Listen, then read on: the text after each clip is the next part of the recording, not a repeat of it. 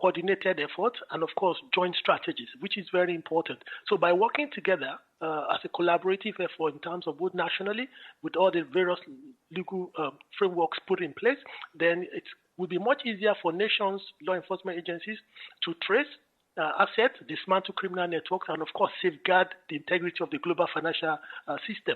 It's interesting to know that financial crimes seldom respect borders. It cuts across all jurisdictions, and of course proceeds of crime moves across layers through layered banking transfers like shell companies, front companies, and of course professional enablers and virtual assets.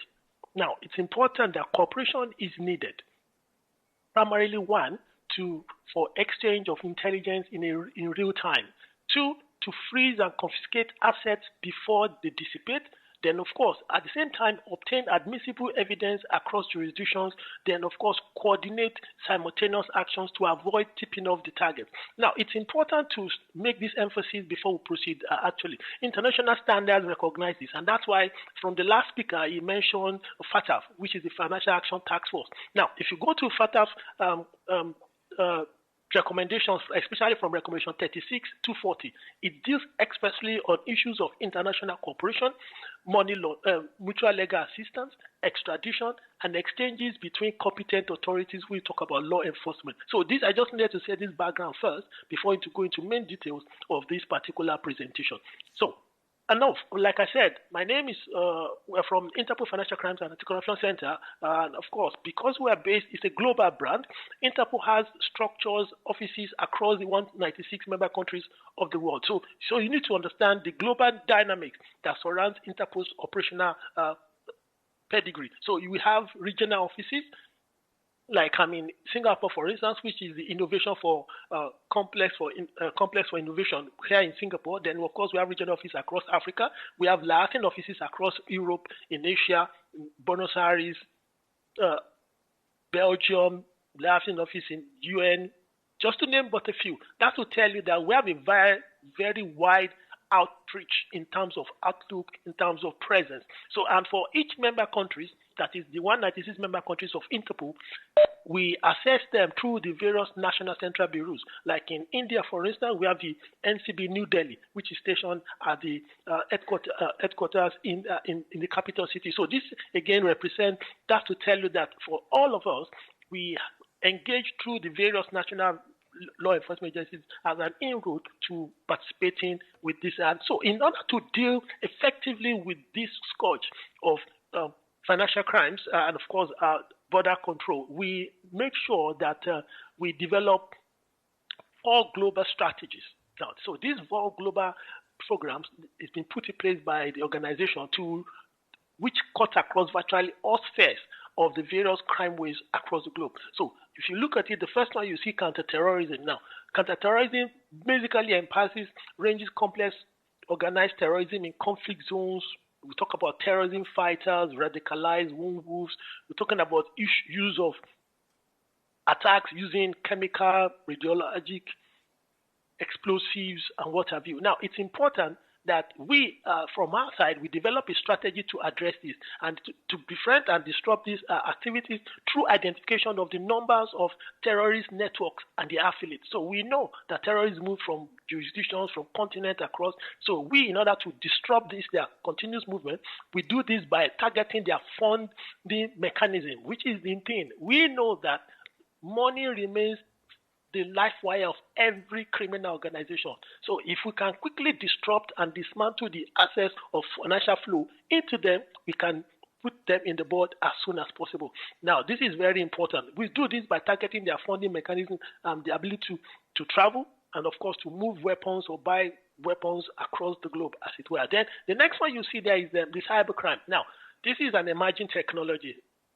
This is very important because while technology has made crime more evasive, especially when it comes to the issue of law enforcement, criminals don't necessarily have to commit organized crime like they used to be in those days, like semi-organized crime like armed robbery, robbery to get funds. Now they are going more sophisticated, which makes it even more complicated and difficult and challenging for law enforcement to adequately address this. So, but reliance on internet makes people vulnerable and creates opportunities for criminals. This is the era of technology. A 5, 3, 5, 6, 7-year-old now have access to laptops, have access to mobile phones. Through this, they can easily go on the net. Even innocent child, all in the name of surfing the net, can become a victim to cyber threats and cyber threat actors. Now, that's to tell you that the vulnerability level has increased across board, be it old and young. So this is important. So the borderless nature of cybercrime poses challenge for law enforcement, and much digital evidence sits with the private sector. So this is why international collaboration is very important. The cyberspace is managed by the private entities, private companies. So now you can see there should be more leverage and integration between both the private and the law enforcement in order to adequately deal with this. So what is that strategy that we have put in place to ensure that this is adequately dealt with? So cyberspace for several people by helping countries to identify cyber attacks and their perpetrators. That's our key role, especially from the Cybercrime Directorate, for instance. It's important that we identify those perpetrators and those pulling those cyber-enabled fraud. We talk about issue of phishing, malware, ransomware, then, of course, cyber intrusion. These are part of the challenges that are being faced by law enforcement across board. Now, the next one you quickly see there is the Organized and Emerging Crime Directorate. So this is important. So traditionally, crime used to be that happens on a day-to-day, but now it's more organized, it's more structured, it's more oriented, and it's more targeted based. So criminals don't just carry out crimes anymore like it used to be in the conventional old way. Now they develop a more strategic approach in how they facilitate their crime and how they perpetrate it. So it's important that ease of trade and travel combined with technological development have made this more challenging for law enforcement. So it's important to deal with this, and we deal with it adequately. So this is very important. So in order to moving forward now, for instance, so we target and disrupt international criminal networks and identify and analyze response to criminal threats.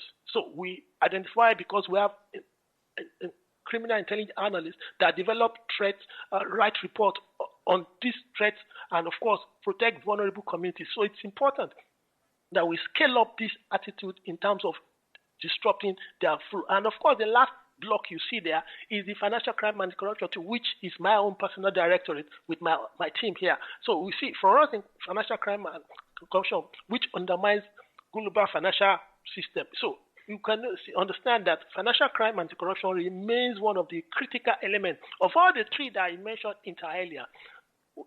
Financial resources remains the lifeblood of sustaining counterterrorism, cybercrime, and organized crime. So without the element of funds, each of these other three crime areas cannot really thrive. And that's why it makes financial crime and corruption more important and more strategic. So that, because for as long as we can quickly impede and disrupt the movement of illicit financial flows, we can put to rest and checkmate all the activities of these criminal networks across the globe. So these are the 4 global programs that have been put in place by the organization to address these challenges. Now, how do we go about this in terms of supporting the member countries? First off, we start with the criminal analysis, which is we develop innovation. Criminal analysis, we have criminal analysis network in terms of our areas of expertise. We set up institutions, systematic study of crime patterns, trends. We look at behaviors. We identify, understand, underline the factors that make some relationship to contribute to criminal activity. So we try to understand why are people doing what they are doing and what is the motive behind it. So this is very important, because this helps in order to understand, and this we do by collecting a lot of analysis. We do collection of information analysis, and of course we disseminate this information back to members of the public through the National Central Bureaus as well. So another thing we do, again, if you look at there, you see the fugitive investigative support. This is particular unit within the organization that deals expressly to address all the issues of fugitives moving across board. Now, these fugitives could be either those within any of the crime type that I mentioned previously. So this particular unit support member countries to identify their movement across the borders. So in order to ensure that they are quickly disrupted and put to bed. Then we have the forensic support as well. The forensic support here encompasses the application of scientific principles, all right, now to techniques and to analysis of evidence and, of course, investigation of crime. So this particular unit support those analysis of forensic evidence that could be developed to support ongoing criminal investigation. And of course, at Interpol forensic support includes the provision of expert analysis. Then we equally do trainings in terms of capacity building programs to help member countries and enhance their forensic capabilities. Then there you see the Command and Coordination Center. This is the engine room of the organization. At this point, this is where we coordinate all forms of operations that are conducted across all the crime wave in the organization. So it's a centralized facility that serves as the primary point of contact in terms of coordination for law enforcement operations globally. So we provide in real time in terms of monitoring, communication, and of course we support field officers, especially when we do deployment of officials into the field to support member countries in conducting their various investigations. Then of course we have the police data management system. Of course here we manage we help law enforcement through the National Security to manage their data on a day-to-day basis.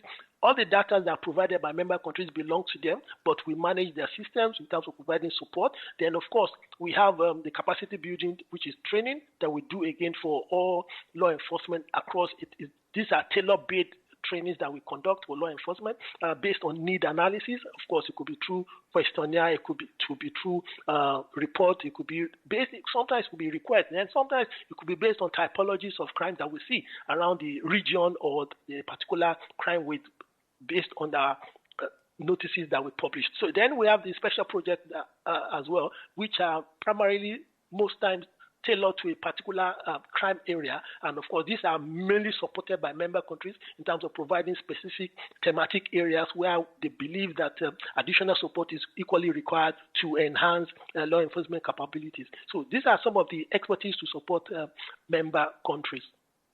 Then, of course, in 2022, Interpol, as an organization, developed the first global crime trend report in 2022. This is shortly after the pandemic. We all recall that during the pandemic, so many things have happened within that period. But during the course of the pandemic, we came up with a report, and of course, this report was quite germane and quite important because in this context, law enforcement must be able to quickly, in order for us to be able to address the challenges that the pandemic brought about with, we needed to put something because of the various things that we observed that were going on.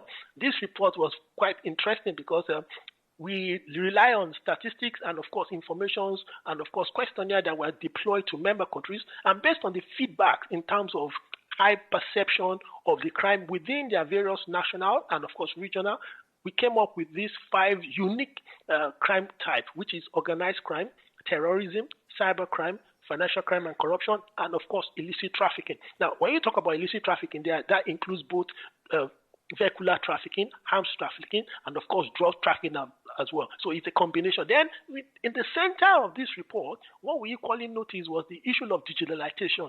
Now, if you remember, during COVID, where everyone was locked down, nobody was having movement or going anywhere. So the issue of online scams, romance scams, get a lot of momentum. And of course, because people were more vulnerable to their devices, this was the only kind of communication in terms of means of exchange of information. And of course, this again shows that the vulnerability level was quite high. And interestingly, access to timely and accurate criminal intelligence analysis is critical so that in order for us to support. So to support the development of this, Interpol has produced this particular report, which raised an awareness. So this report evolved into what later gave birth to a big directorate, which is the Interpol Financial Crimes and Anti-Corruption Center. So it was a global threat that drove into establishing the directorate as a unit. Initially, we don't have IFCA prior to 2022. What we had was organized emerging crime. Then we have the financial crimes and the anti-corruption unit as just unit within the directorate. But after the pandemic, and based on the report, and of course, the need to adequately address the challenges that we've observed, that gave back to the creation of the Interpol Financial Crimes and Anti-Corruption Center. And of course, what was our mandate? The mandate was to tackle threats posed by new financial technologies, especially crypto investment fraud, crypto-enabled fraud. Now, crimes network and cryptocurrency for illegal activities. These were part of the mandate for setting up the directorate, and of course, the primary idea is to support member countries to reduce the level of corruption and financial crime through the exchange of intelligence. What we noticed and observed, especially in 2022, based on the threat analysis and the report that was published, was that we discovered that corruption was a major enabler within the context of that particular report. So most of the crime that we noticed, corruption was the facilitator of those crimes. So this makes it quite expedient that law enforcement comes to bear with the reality on ground and put adequate measures in place to address this. Now, again, similarly, moving forward, in 2024, we equally developed another report, which is good to know, is on the Interpol Global Financial Fraud Assessment. Now, in this particular report, it was quite a little bit different from the 2022 report. And first of what we discovered that based on the feedback and, of course, various analysis that was conducted, we saw an increase in the use of tech-enabled financial fraud. Now, of course, when I went through the agenda, I saw that the professor spoke about AI's growing role in shaping insider trading across financial markets. This is important. Now, he's talking about, even without me listening to it, I can emphasize what the presentation was all about, because this is the era of deep fakes, artificial intelligence, the use of tech-enabled frauds. Now, so when we talk about machine learning to deceive victims, increased use of AI, this is the part of the things we have noticed. Then, of course, we've now seen that crime has become as a service. People are no longer doing crime just for doing crime. They are doing it as a... So people are offering their professional expertise to perpetrate crime. That's why we have the issue of professional money launderers.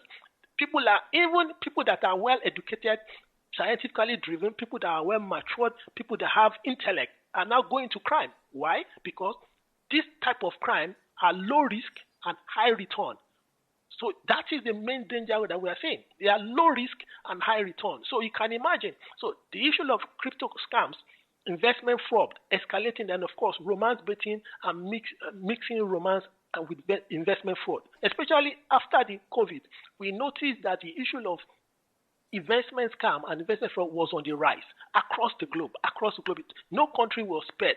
Well, maybe for those across, if you recall, during the issue of pandemic, the issue of facial masks, PPEs were very scarce, and of course, everybody's were running to provide for their citizens. That makes the whole system, especially the health sector, the various companies, very vulnerable, and including individuals and companies that were trying to scale up and get contracts from the various recognized government and establishments. So now these are things that we saw. And of course, part of the second thing we noticed again was the organized crime and financial fraud convergence. We saw a lot of convergence between all these frauds together. We could see, especially look at it in West Africa, for instance, both West Africa and, of course, Asia. We saw the issue of syndicate expanding transnational fraud networks. What am I talking about? Issue of scam call centers. This has become a big challenge. We are seeing scam call centers across the globe with pockets of cells coming up everywhere and here. So now, these scam call centers, in some climate, is linked to human trafficking. But again, in another climate, though we see aspects of human trafficking and migrant smuggling commingling into the issue of scam call centers. Another thing we notice again is when these scam call centers are set up, we saw the element of online gambling, illegal gambling being put side by side with it. So when people fall victims to human trafficking, they become victims and they are lured into rendering their expertise and skill set to commit online scams, which becomes more profitable for their so-called recruiters and threat actors. So this again makes it... Now, based on the region, we saw this happening in Africa with advanced payment and fraud on the rise. We saw in Americas phishing scams.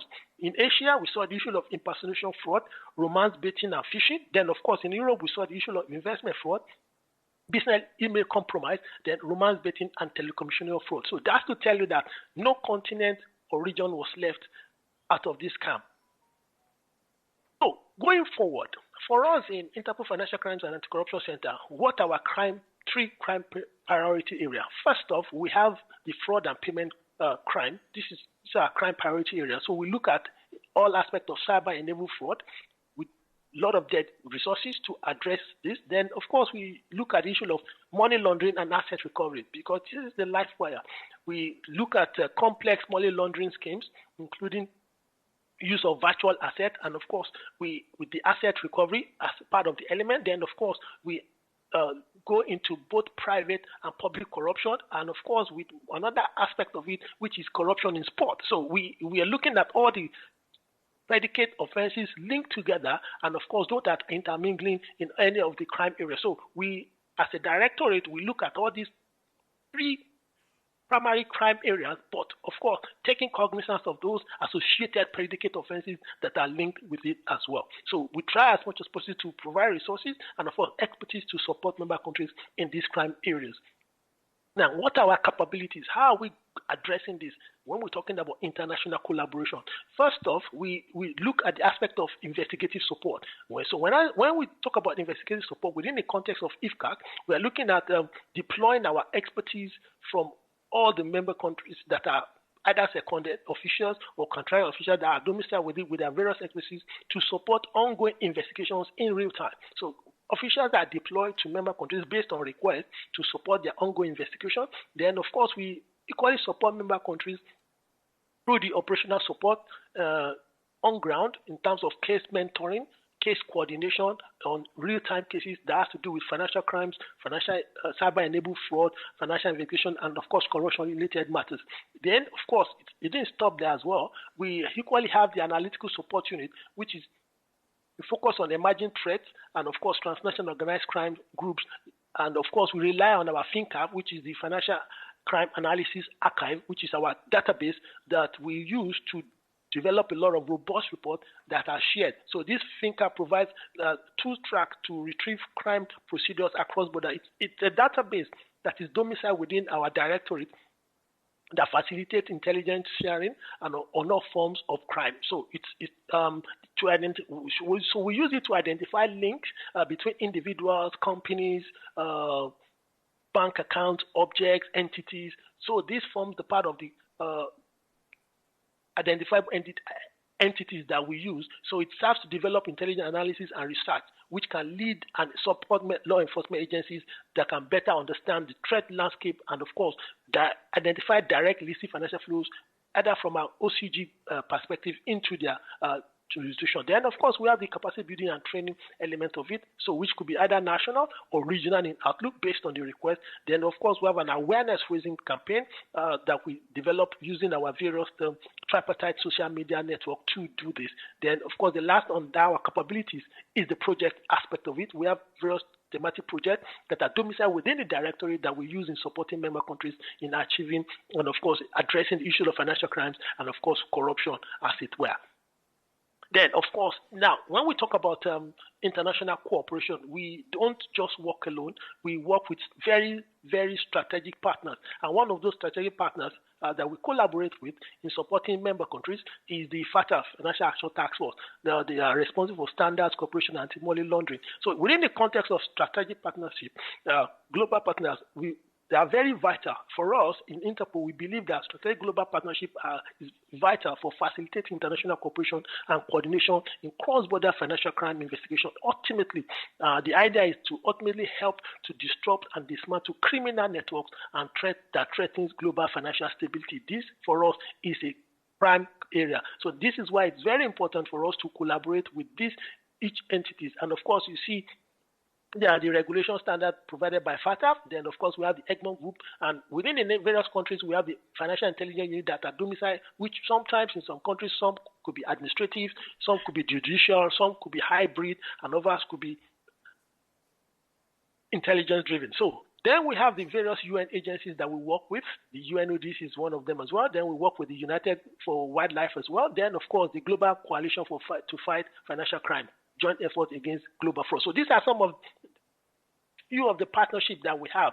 These are very strategic for us as an organization to address the issue of financial crimes in terms of cross-border ability. So now, what are the tools Because the issue is this, now we've understood the challenges. What are those tools that we use as an organization to, first of all, address it? First off, we have there is the FIU connectivity. Now, we promote the extension of the Interpol I-24/7 to the Financial Intelligence Unit domicile in member countries. And this is very important. The reason is very simple. We know that the FIUs, which is an offshoot of the Egmont Group, have a lot of financial intelligence in terms of FTRs that are being generated on a day-to-day basis to support LEAs. But in addition to that, we believe that if the National Central Bureaus of member countries can extend their I-24/7 to the FIUs, it will allow them additional access to our database. And one of those databases is the Stolen and Lost Travel Document Database, which has to do with travel record, identity, passport, visas, ID cards, which have been reported stolen, lost, or revoked. Because we know that for criminals to perpetrate they will need to use all this. So we have the SLTD, then of course the nominals, then the travel notice associated with the travel document associated with notices, which is TDON. Now, this is another so we believe that if they can have access to this, it will further scale up their intelligence that they are sharing with member countries, and of course, in terms of the report analysis that will be coming up. Then, of course, we have the the Interpol Global Rapid Intervention of Payment. This was introduced shortly in 2022 when we observed the various ongoing practices that were going. This is the kind of mechanism that was put in place to support law enforcement to, in real time, to intercept illicit financial funds from being dissipated from the financial institutions. So it's a mechanism to stop illegal financial flows and recover stolen funds. Then we have the FINCAF, which is our financial crime analysis file, to provide tools for tracing and recovering of criminal proceeds across the border. This is a database stored with us. Then we have operational support as well.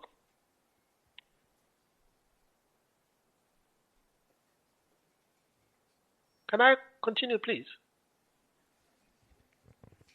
Am I too fast? Sir, we have 2 minutes to go. Sorry? 2 minutes to go. All right. Thank you very much. Thank you. All right. So we have the operations as well. So I'm just going to run through my slide. For those that are very familiar with us, we have the Interpol capabilities for advanced tools and technology. So these are some of the notices that we have. Very prominent among them, the silver notice, which was launched early in this 2025. So then others are there. Then, of course, the red notice, this is one of the tools that we use for collaboration, which is very important. Member countries issue red notice in respect of any crime type that's been committed, and, of course, especially in relation to fugitives that are moving across jurisdictions. So this is part of the support we provide to member countries. Then, of course, what are the processes and procedures involved? Whatever notice that must be published must be in tandem with the rules of processing of data. So sometimes the notices are published, sometimes they are denied. So if it's found to be in violation of the rules of processing of data, such notices will not be published on behalf of the member country. Then, of course, the FIS, which is the Fugitive Information Support Unit, this particular direct unit is responsible for tracing and, of course, arresting in support to member countries and all fugitives associated with all kinds of crime types. So we have the Operation FERA, which was part of what was set up to address this particular organized criminal network. So I just want to quickly bring this to there. In 2024, for the first time in the history of Ireland, this particular known high-profile suspect was actually arrested in UAE, which was a collaboration between UAE authorities and the Irish government. And for the first time, he was extradited back to Ireland to face punishment. This is a classical example of international collaboration when it comes to the issue of disrupting trans-organizational criminal networks. So this is, and it was only possible based on the issuance of the red notice that was put on him. Then, of course, like I mentioned, this is the silver notice. This is the game changer, which has to do with locating, identifying, and tracing of all forms of assets across the board. It was launched, the pilot phase is ongoing, is running currently. Started earlier January this year. By November this year, we're going to be bringing a report before the General Assembly just to bring out to the members of the public to know at least what the impact has been made so far. It's primarily aimed at targeting criminal assets, and of course, these assets are not limited to cash. So I can give you, so these are the assets we look at on the general scale in terms of what you can use the silver notice to. So this is very important for information purposes. So it's not limited, including virtual assets. Then, of course, particular information I just want to bring to notice is this particular silver notice was actually issued by Italy early this year, and of course, it was targeting a particular organized crime network. And based on this silver notice, this is very fundamental. The asset linked to a particular organized crime group was located in Brazil, and 1.5 million euros associated with this. You can see the breakdown there was identified through the issuance of the silver notice, which is still in the pilot phase. This is just to tell you that this remains a game changer to support law enforcement in terms of cross-border financial crimes investigation. This is very important. Then, of course, I mentioned the iGrip, which is the protocol to intercept illicit financial flows. Now, can we use the iGrip for virtual asset? Absolutely, yes, we can use it for actual virtual asset. So it's not only limited to cash, but equally virtual asset. We can equally deploy this. So based on request, we have a team that works both in Lyon and, of course, in Singapore that takes care of requests through the member countries. Then, of course, the iGrip success. This particular success story was actually between Singapore and East Timor. This happened last year, and this is quite unique and fundamental because the sum of 39.3 million, I'm sure Mr. Samuel Lee is familiar with this particular, it's a celebrity case here in Singapore. So I just wanted to bring to you that iGrip does work, and of course, we always rely on those that are able to request for it. I could see that my time is far much up, so I'll just wrap up in the next 30 seconds, if I may. 30 seconds, right? Yes, sir. And all right, speaker is also waiting. Okay, us, sir. So 30 seconds. Okay, so this is another success story that happened between UAE and Korea on iGrip. Just to give you perspective to it, this is another success story on iGrip between Australia, Hong Kong, China. This is another success story. And of course, we have the latest in terms of our product, which is the iCheckIt, fighting financial fraud. This is part of how we support the financial. We're collaborating with the PPP, bringing the financial system into the picture when anyone wants to open an account. So we're going to be uploading this with the financial sector and the banking sector. Then, of course, these are the procedures. These are some of the operations that we have. So in conclusion, just to wrap up quickly as I drop, so combating cross-border financial crimes requires a unified global effort. Given the integrated and international scope of this illicit activity, individuals, countries are limited in their ability to tackle them. Effective collaboration among law enforcement is very important, and of course, it's not limited to law enforcement, but financial institutions, and of course, international organization is crucial. So this is, I'd like to say, Vic, thank you for the opportunity this afternoon. Thank you very much. Thank you. Thank you, sir, for joining us. We sincerely thank you for your insightful contribution. Your perspective have enriched the session. We now move forward to our next session. Artificial intelligence is not only transforming how trading is conducted, but also how insider malpractices are detected and prevented. In today's digital economy, AI has transformed trading practices, compliance mechanism, and fraud detection. This session will give us a futuristic lens on how technology is influencing financial integrity. For the session, we are delighted to welcome Dr. Hala Fazil. Dr. Hala is an assistant professor in the Economic Crimes Department at Saudi Arabia. She holds a PhD in International Relations and Diplomacy with a focus on economics from INSEEC, France, and an MBA from LOU. Dr. Hala was awarded the prestigious Fulbright Scholarship by the American government for young economic professors and taught at Temple University. Her research expertise encompasses economic fraud, risk management, corporate governance, and the digital transformation of financial systems.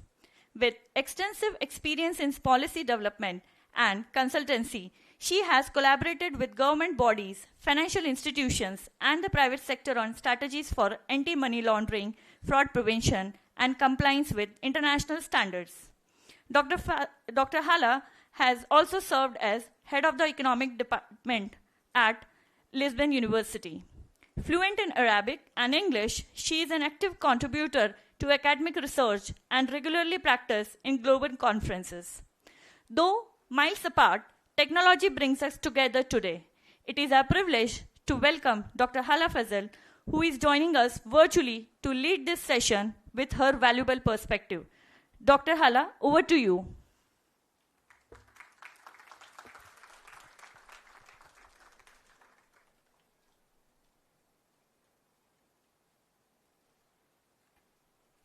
Good morning, everyone. So I assume my PowerPoint is being shared and everything is clear. Okay. Perfect. So let me start introducing myself and my topic.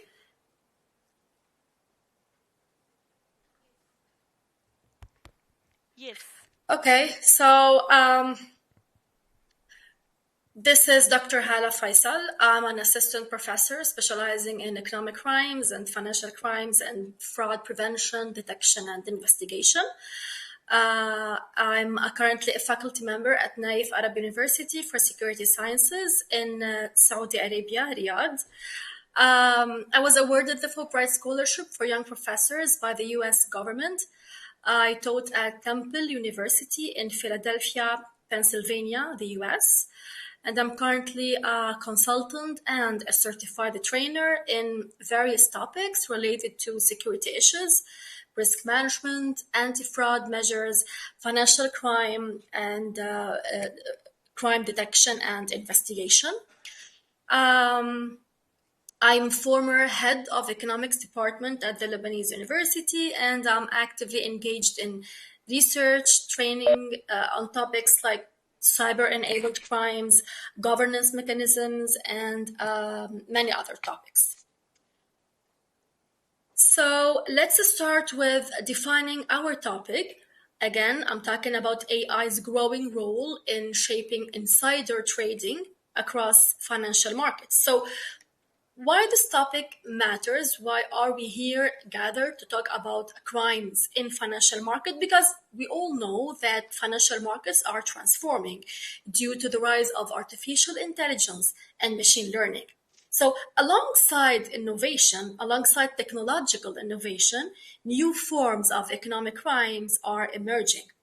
One of them is the AI-driven insider trading as a growing threat to market integrity across financial markets worldwide. So let me first define insider trading as a financial crime, which is the illegal buying, selling, or trading of securities like stocks or bonds by individuals who have access to material, non-public information about a company. So we all know that there are many elements that should exist to make this a crime. Number one, if information that could significantly affect a company's stock price if made public, like the earnings results, mergers, acquisitions, regulatory decisions, all of these are material information in which could significantly affect the company's price if it was made public. Second thing is that the non-public information. So the information is not yet available to the general market is another component that makes it a crime. We also have the breach of duty. The insider has a legal or fiduciary duty to the company and its shareholders to keep such information confidential. And last but not least, the unfair advantages, like trading based on this secret information undermines market integrity and investor confidence. So let me give you an example about the traditional insider trading. So if a company executive learns before public announcement that the company will be acquired at a higher share price, so they buy large amounts of the company's stock to profit from the rise once the news is announced, this makes or this constitutes insider trading. So let's define now the AI-driven insider trading. So insider trading as a traditional form of crime is being transformed to an AI-driven insider trading due to the emerge of AI as a technology. So it is a modern form of illegal trading that uses AI to exploit non-public or sensitive information in financial markets. So how does it work? It basically combines advanced ML, machine learning algorithms, with data mining techniques to identify, anticipate, or act on market moving information before it becomes publicly available or announced to the public. This practice is considered a form of economic crime, or I might add, it is considered a new form of economic crime driven by AI. So we can call it an AI driven economic crime affecting the financial markets worldwide. So in this slide, I'm showing you that experimental AI bots, like based on ChatGPT, have been shown to use insider tips for trading. Then they might lie about it when questioned, according to the businessinsider.com. So it made the trade, and when asked if it had used insider information, it denied the fact. So we can see that there's still a gap when it comes to the use of AI, tips being given, and there's a big question when asked if it had used insider information. Let's talk about some regulatory and systematic oversight. For example, the Bank of England warns that autonomous AI trading systems could exploit market weaknesses, accidentally causing extreme volatility, or it might hide collusive behavior, according to theguardian.com. Another example related to the US, where the US Senate report flagged that hedge funds' use of AI lacks sufficient risks guardrails, concerned about unregulated AI-driven decision making. So we're talking here about the unregulated AI-driven decision making and its consequences. Dr. Hala, ma'am? Let's move into this comparison that shows a very clear sort of comparison between traditional insider trading, the one we all know, the one we're used to that as a financial crime, along with the AI-driven trading. So I'm going to define or start.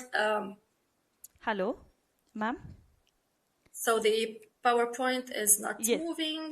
Yes, ma'am. We are not able to see the transition of slides. Is that clear now? Can we have on presentation mode, ma'am, please? Slideshow. So you can see the slides? We are able to see, but we are not able to see the transitions also.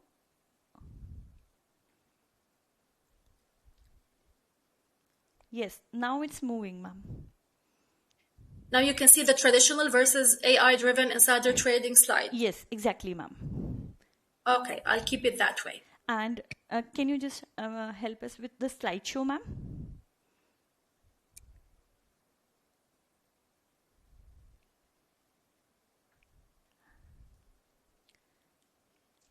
At the downside, we have a tab for that, ma'am. So these were the slides we covered, and now we came into the traditional versus AI-driven insider trading. Okay, so let's start with defining, by definition, using non-public material information to trade stocks is the traditional form of insider trading. However, using AI, it is using AI algorithms to exploit the digital data and predict stock movements. Okay, so basically we can spot the definition between both.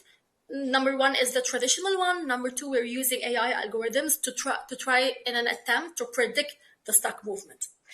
Number two is the information source. That's simple. So from a traditional perspective, the direct access to confidential company information, like someone working in the company, maybe it's the word of mouth, someone hears that some like merger acquisition is going to take place, Okay. However, while talking about the AI-driven insider trading, we're talking about data mining from social media, leaks, metadata, market behavior, even from the AI or ChatGPT, etc. Human involvement, the traditional one involves individuals with privileged access, maybe individuals in the position, in the high positions in the company. However, while talking about AI-driven insider trading, there is a minimal human involvement because AI executes the trades automatically. Speed and scale, yes, the traditional insider trading is limited by capacity. However, AI-driven one is high speed, large scale trades in milliseconds. So in a very short fraction of a second, you might conduct large scale trades, large amounts of number in a very short time. So we can mainly spot the difference here. Detection, basically everything related to human action conducted in a traditional way is easier to trace.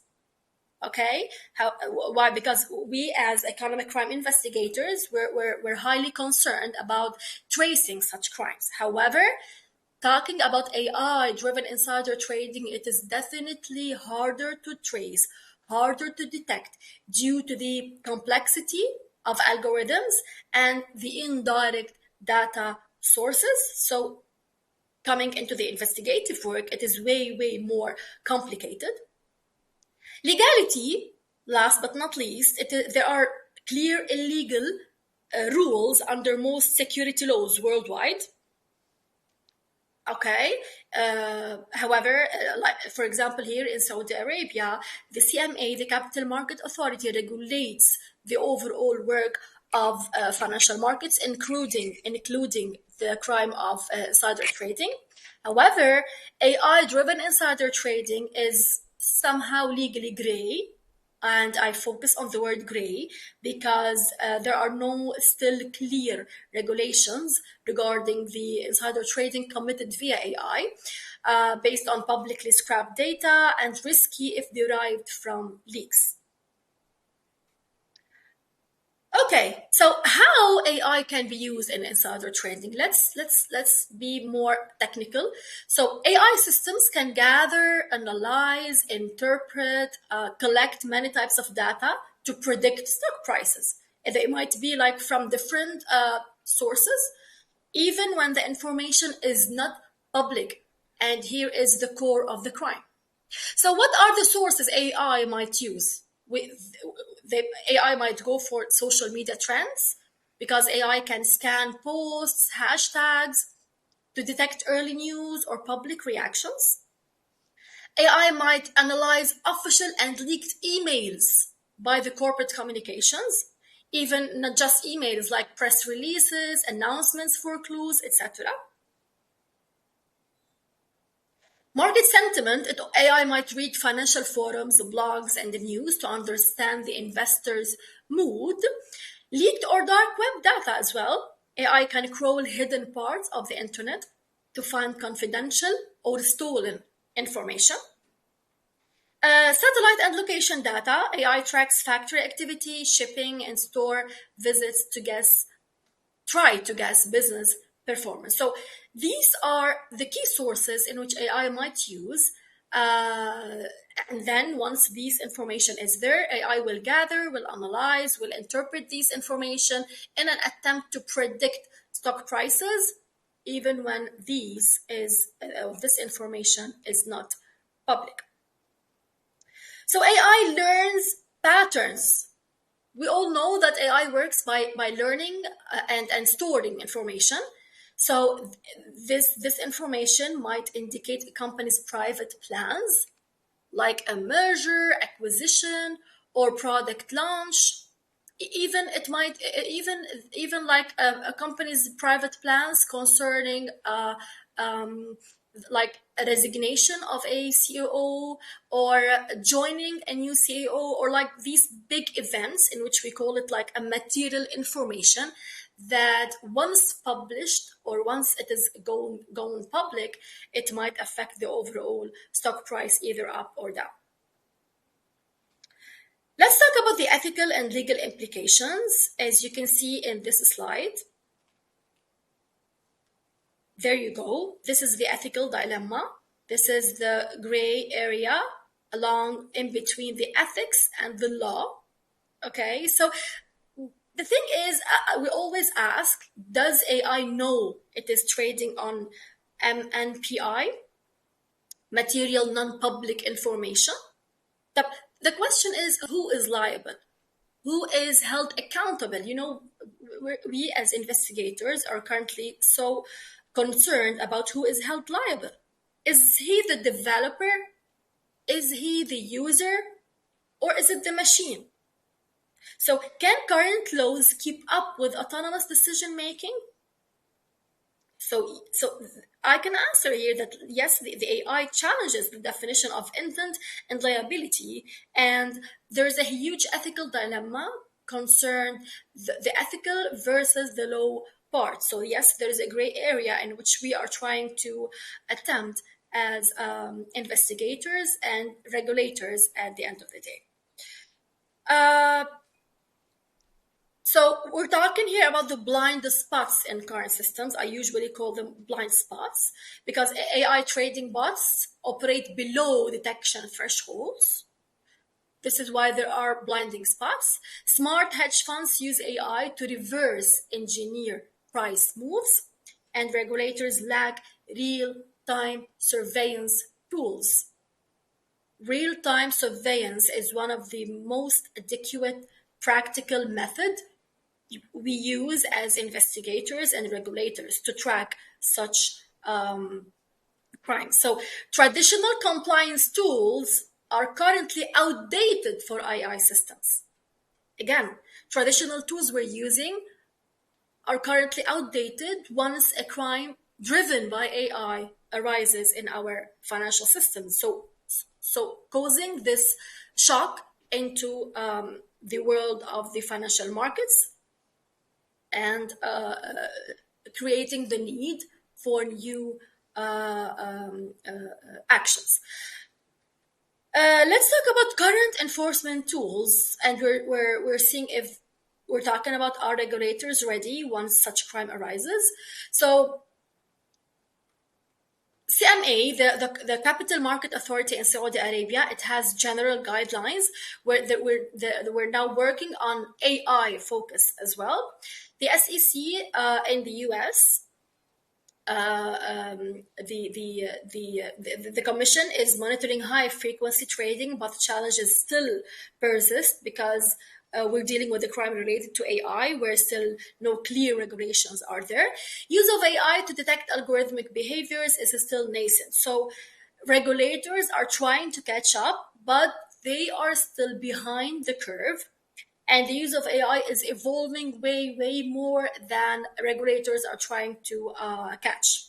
So the use of AI spots suspicious patterns created by trading algorithms, and it's mainly still in its early stages. AI is still new at detecting suspicious trading done by the other computer programs. Combating AI-driven insider trading. So let's talk about some proposed defenses and see how technology might be a part of the solution and not just the problem. So the ironic thing here is that criminals or fraudsters are using technology such as AI to commit the crime, and we are looking for the solution using the same technology, or it might be another technology. So this is why we call AI or even blockchain or computer clouding or machine learning or robotics or whatever technology, we call the technology here a double sword, because it might be a part of the solution, and on the other side, it might be the main problem. So real-time AI surveillance systems, it is the number one tool that can monitor trading activity instantly in a very speedy manner to detect suspicious behavior. So I can rate it as the number one proposed defense using a real-time AI surveillance. AI augmented forensic accounting. It also uses AI to uncover fraud patterns in complex financial data. Blockchain-based data traceability. Blockchain is currently one of the trendiest technologies being adopted, not just by companies, but even by governments, because it tracks data origin due to its traceability, due to its secure nature, due to its trust it provides to the data. So tracking data origins and movements securely using blockchain. So yes, there are like hundreds of experts all over the world sitting behind their desks exploring the potential of blockchain technology in fighting or combating such crimes. International regulation cooperation. This is definitely a needy proposed defense, because the countries or even companies do not operate on their own.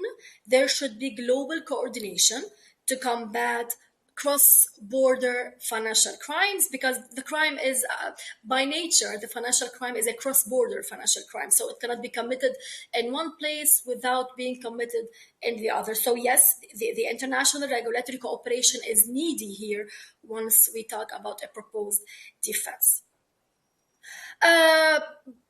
Policy recommendations. I can say here that building a resilient regulatory framework, like defining legal responsibility in AI human collaboration. Defining this responsibility is cutting a huge milestone in trying to combat such crimes. Mandate algorithm transparency for trading systems. So making it mandatory once tracing the algorithms in trading systems. Regular AI risk audits for trading institutions. This is an important part being done by auditors in trading institutions. Dynamic legal updates to match AI evolution. So this is an important aspect, because AI evolution is being affecting, or it is affecting almost all of our institutions. So yes, from a legal perspective, I definitely need a dynamic legal update to match what's going on with the AI technology evolution. So regulations all over the world must be agile, anticipatory, and technology savvy. So this is, and I always say that the only constant thing in life is change, especially once AI is here. AI might disrupt the way financial markets are operating. AI is currently disrupting our decision making, whether we're going to buy like a specific stock or the other one. So all regulatory bodies worldwide should be tech savvy, anticipatory, and trying to expect what are the potentials of AI as a technology itself. Last but not least, because this is a big subject in which we can talk about it couple of hours more. So AI will definitely reshape financial markets, both in a legal and an illegal way. So I'm not here to say that AI is definitely affecting the markets illegally. It is also affecting it legally, but we need to address the AI-driven insider trading crimes while affecting the financial markets illegally, affecting actually the integrity of the markets. Insider trading is no longer just a human crime, and that's an important aspect. From a traditional perspective, insider trading is a crime committed by humans. However, now we can see it is mainly an AI-driven crime, so it is not just a human crime. A proactive approach blending law, ethics, and technology is crucial. We all know that combating, detecting, investigating any economic crime, not just AI-driven insider trading, is an interdisciplinary approach between law, regulations, and procedures, between ethics, ethical approaches, and technology. And we can add the financial world as well. So this blend of knowledge between law, ethics, technology, and finance as well, will create a proactive approach so that we can try to reshape the financial markets when it comes to advocating the integrity of the markets. Let us future proof our markets against algorithmic abuse is the last statement I can comments. And thank you so much. I'm here for your questions. Please feel free to discuss your thoughts on AI and financial crime. And this is my address, my name, my LinkedIn profile, my phone number, if anyone is concerned about any connections in the future. Thank you so much. And I'm here for your questions.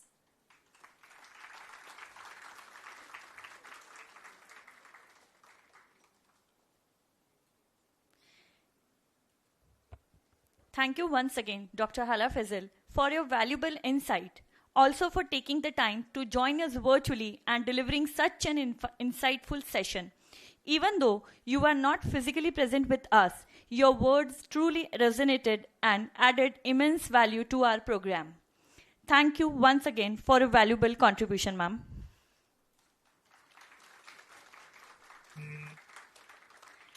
Now, as per the schedule, we will now be moving towards the paper presentation tracks, which will be conducted at the training building from now onwards in training building 201, 202, 204 and 301.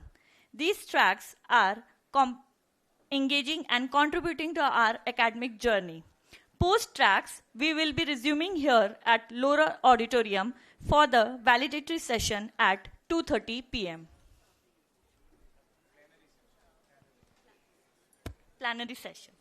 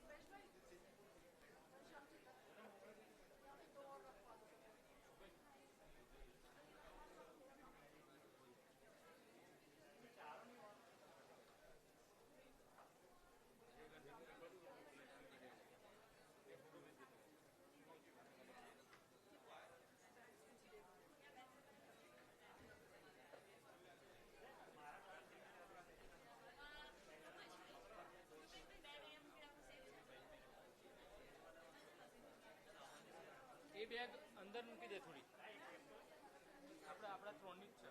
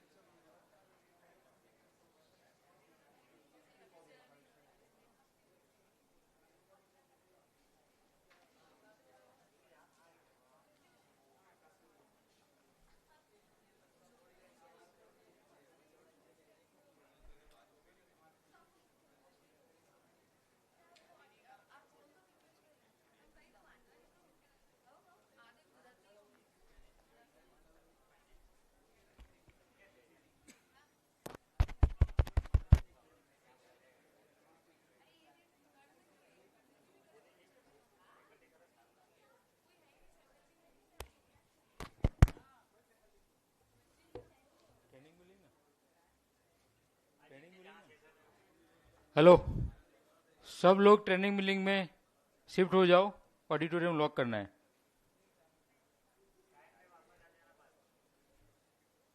Thank you.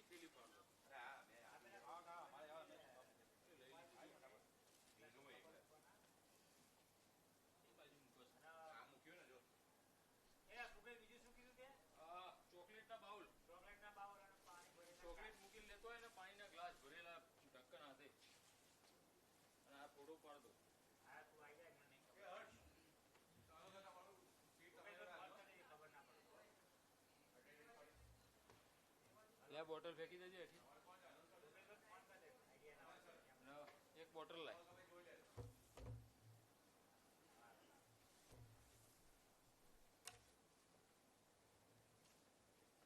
પેલા બે sofa મસ્ત dusting કરી નાખો. ભીનું polling bowling ના લાયા જો આથી પૈસા સાફ કરી દે. કાન એક પેલી ઉભરેલી છે. એ કાન એક પેલી ડસ્ટિંગ સાફ કરી દો.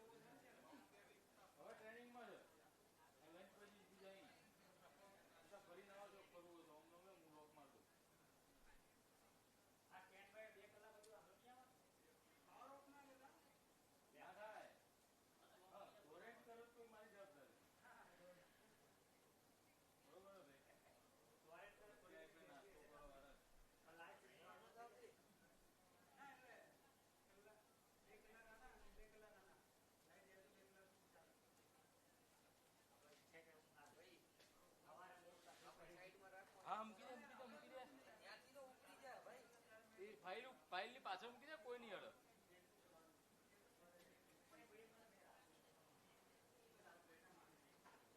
ઘનશ્યામ એ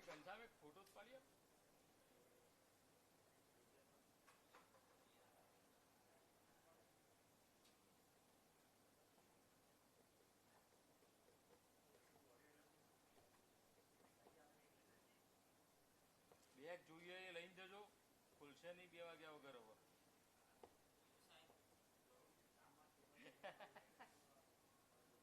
તમારે બેગની જરૂર છે લે, તારે બેગની શી જરૂર છે? હા ભણવા આવ્યા છે.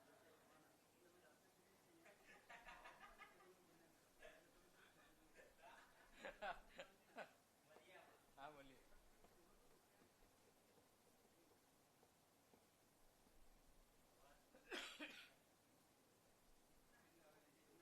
ઘનશ્યામ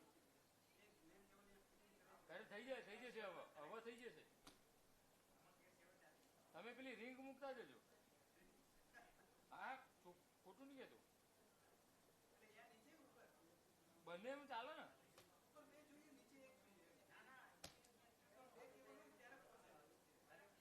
ના તમારે એક જ પેલા ચકેડામાં એકમાં જ પતી જાય છે યાર.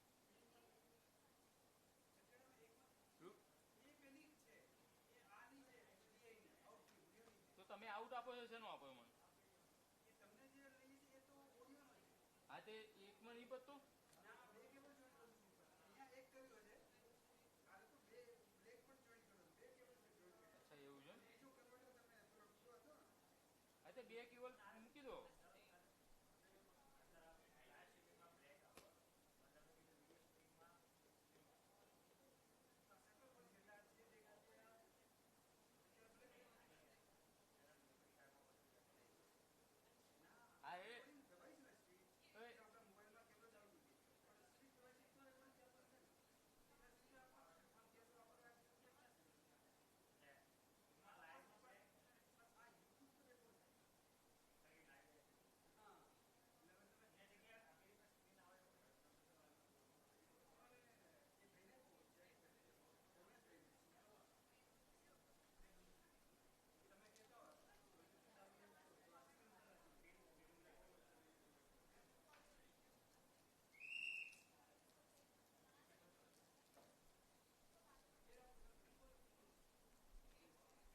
હા જો પાણીનો ગ્લાસ લાય ભરીને,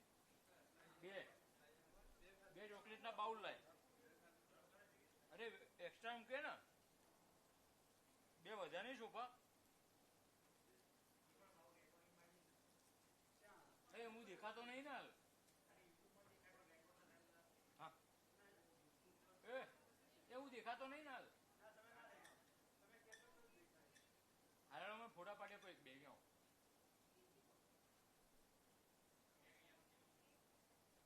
એ તો મેં તને કીધું તાર. ઘનશ્યામ પેલો ગેટ અંદરથી બંધ કરી દે ને બકા.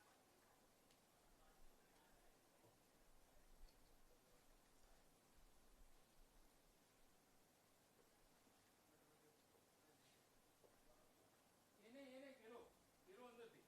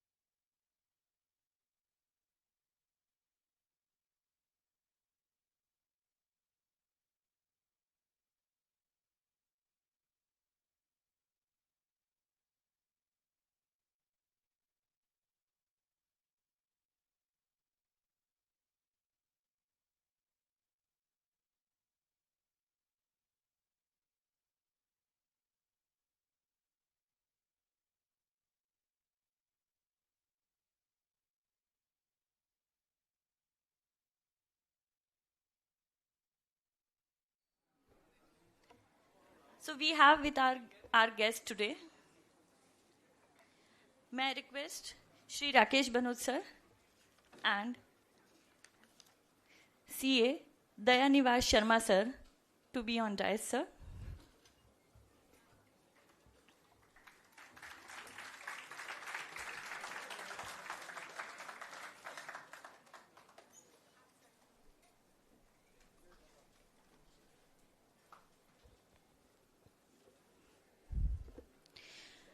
Good afternoon, everyone. I hope the lunch break has re-energized you because the next session promises to be as enriching as it is relevant. We focus on the topic that is vital for promoting fairness, transparency, and accountability within financial and corporate systems. The role of competition law in detecting and preventing corporate cartels and bid rigging, with an emphasis on cartelization and anti-corrupt practices. For session, we have with us Shri Rakesh Banod sir. Sir is a distinguished advisor at the Competitive Commission of India in New Delhi, where he has been serving since 2012. Currently heading the Advocacy Division, Sir has also contributed extensively in the investigation, International Cooperation, Antitrust and Information Technology Division of the Commission. He brings a wealth of experience from his tenure at the SEBI, where he worked across multiple departments, including mutual funds, investigation, and secondary and primary market. Sir has been an active advocate for financial literacy, conducting numerous workshops and to enhance investor awareness. Sir has also served as Executive Director at the National Financial Reporting Authority, overseeing audit firms' inspections, and even took on the role of Secretary in Charge for a period of 4 months. Sir careers began with GAIL Limited and later included role at BOI Finance Limited, PN Vijaya Finance Services, and DCM Shriram Leasing and Finance Limited. An MBA in Finance and LLB graduate from the University of Delhi, he is a fellow member of the Insurance Institute of India. His expert in finance regulation, competitive law, and investor education make him a highly respected figure and invaluable resource for our session today. I would like to invite Dr. Vivek Vyas, Assistant Professor, School of Management, to felicitate Shri Rakesh Banod sir.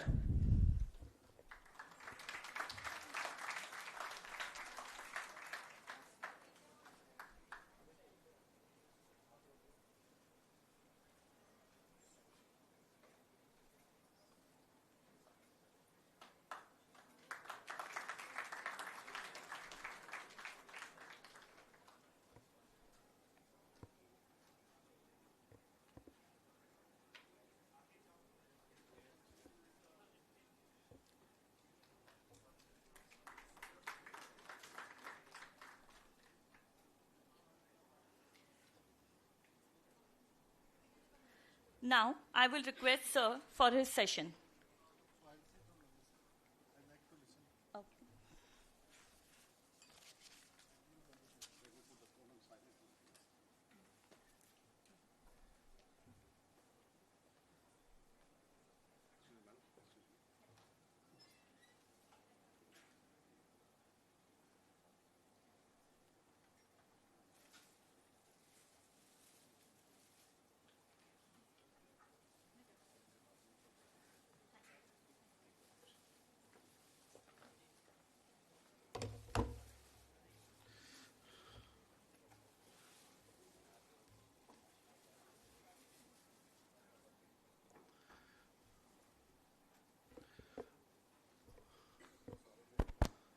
Presentation PPT नहीं है, वो मेरे points हैं.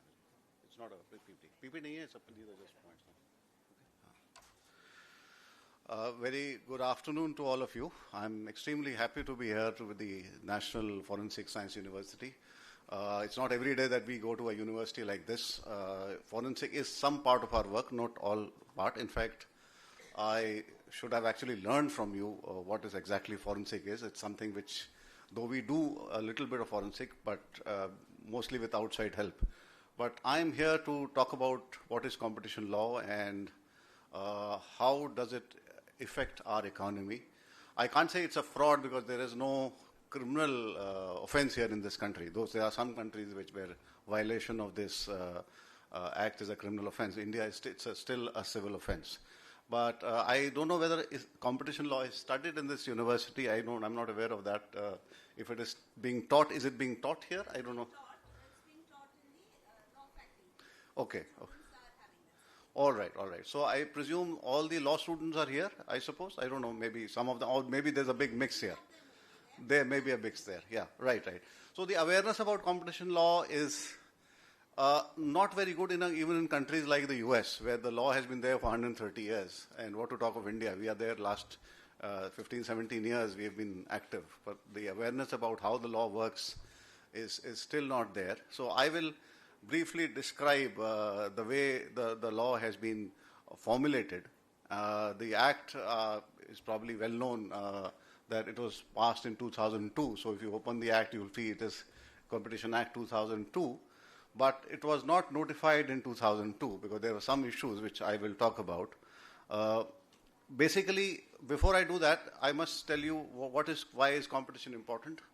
Those who are old enough to remember will know that 91 is the time when we liberalized our economy. Previously, it was more like a license raj. If you wanted to do any business, you need a license. But 91, it all got liberalized. And suddenly we had competition. We had a lot of players coming in and we had competition. So competition is widely believed is beneficial for the consumers because why? Why is it beneficial? Because it ensures lower prices. Because when you have more people competing for your in their product and for their market, they definitely bring down the prices. They also offer more and more goods, and the goods are of better quality. Now take the example of cars. Some people who again would remember, obviously the senior faculty would probably remember, we had only two cars in this country, the Ambassador and the Fiat. But the moment this liberalization happened, we had lots of cars coming in. The prices had come down. Today, if you see the cost of car, in relation to the inflation index, it is definitely much lower. And you have many more cars available and at good quality, and they're all having to fight for their market share. Earlier, it was like Bajaj scooter used to be delivered after 10 years. It sounds like a joke today, but that is how it was. I mean, telephone lines used to come after 10 years, 15 years, depending on where you are. And this was during the time of the physical, the analog exchanges. Of course, once the digital came, obviously things improved. So businesses also are motivated to innovate and have improved competitiveness. And they increase their productivity when they know they have to compete in the marketplace. And governments also obviously benefit when you have an economy which is doing better, sales are increasing, you get more taxes, and you have a more vibrant economy. But there are barriers to competition. There are some anti-competitive conduct for which the CCI was formed to regulate, and there are also something which we normally don't talk about, but literature does talk about this, that apart from the anti-competitive behavior of the industries, which I again mention about later, there are also laws which prevent competitiveness. Like law may say there are only two people who are authorized to do this.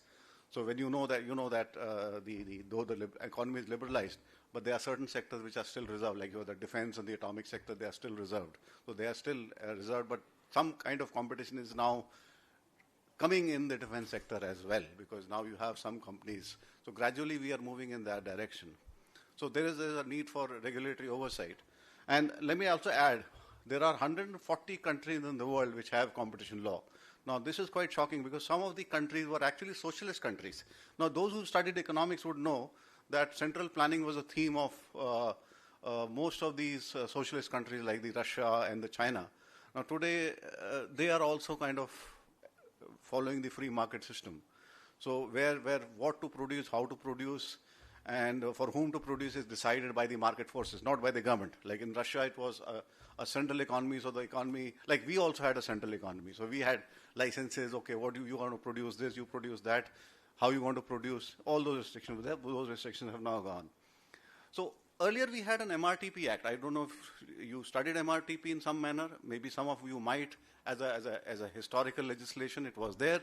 There it said if your assets or threshold increase a certain limit, then you are kind of under the radar. But it's actually a joke. I mean, if you are a very small player in a certain, let's say, it's a specialized chemical, and you have a very, let's say, only a 50 crore turnover, but it's quite possible that you are actually a monopoly, right? I mean, you are a monopoly.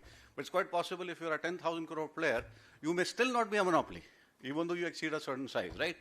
So the government of India, and plus there were cartels, which were not even covered in the MRTP Act. So it was quite a shocking piece of legislation which was there for like 40 years or something when the UK, our legislation was based on the UK legislation, and they had abandoned it and they had their own provisions, but we somehow continued with this. So anyway, this continued till 2000, till 2000 or little before 2000, maybe it was 99, we had a Raghavan committee which was set up to look into this, that we definitely need something else, this will not do. So because I have only half an hour slot or maybe 40 minutes, I can't go into too many details. And but to cut a long story short, Raghavan committee said this will not do. So we must have something else. So what is that something? That something is the Competition Commission of India, where I now work. So 2002, the Act was passed, and we had the Competition Commission. So the preamble of the Act says that it is there to prevent practices having an adverse effect on competition, to promote and sustain competition, and protect the interest of consumers and ensure freedom of trade. Remember, earlier there was hardly any freedom of trade. You need a license. You get online and you have all the industrial licenses. You have the Industrial Development Regulation Act. I don't know whether again that is studied or not. I don't know. But there was an act called the Industrial Development Regulation Act. Gradually the provisions were diluted. 5 minutes only? Okay. So then I probably have to wind up maybe I'll take a little more than that. Okay. So, just a minute. So I was telling you about how we function. We normally function on the basis of an information which is filed before us. Mergers control, obviously the companies come to, evidence is there. How to retrieve is a challenge. Then you have cases of people agreeing to cartel. How? Through conversations. Could be an SMS. Now, of course, SMS don't happen. Normally, it's WhatsApp now. And the WhatsApp message can disappear also. Or you could have Telegram. So you can catch a message which has not yet disappeared. So if you're lucky. Or you could even have an email because you have an access to an email server. Of course, challenge comes when the server is located outside. So we try to see how did these parties reach an agreement on setting the price. Now, here is a lot of evidence is taken, and the evidence, if you were to print it, it's going to be a lot of evidence. So normally it is not printed. Only the selected document which are of interest are normally printed, and we normally take the copy of the hard disk, and we work on that hard disk. Or rather, the Office of DG does that, not me. I work for the CCI. DG is actually a separate arm of the CCI. So they record statements, see the computers, they retrieve the data, they ask for call records from the department. Unfortunately, in our country, we do not have a power to wiretap, listen to conversation, because in India, it's not a criminal offense, but in the US, it's a criminal offense. So they have the power to listen to your conversation. So they actually need to do a foolproof case, because they have to prepare a case before the court. Here, we are the court itself. So sometimes people have questioned us on this. But we are the court itself. And European Union also has the same model that India follows. But abroad, they are more strict about it. So because they are more strict, they want direct evidence which is irrefutable in a court of law. So, and example, I will just briefly take a few more minutes to tell you about cartels in bid rigging.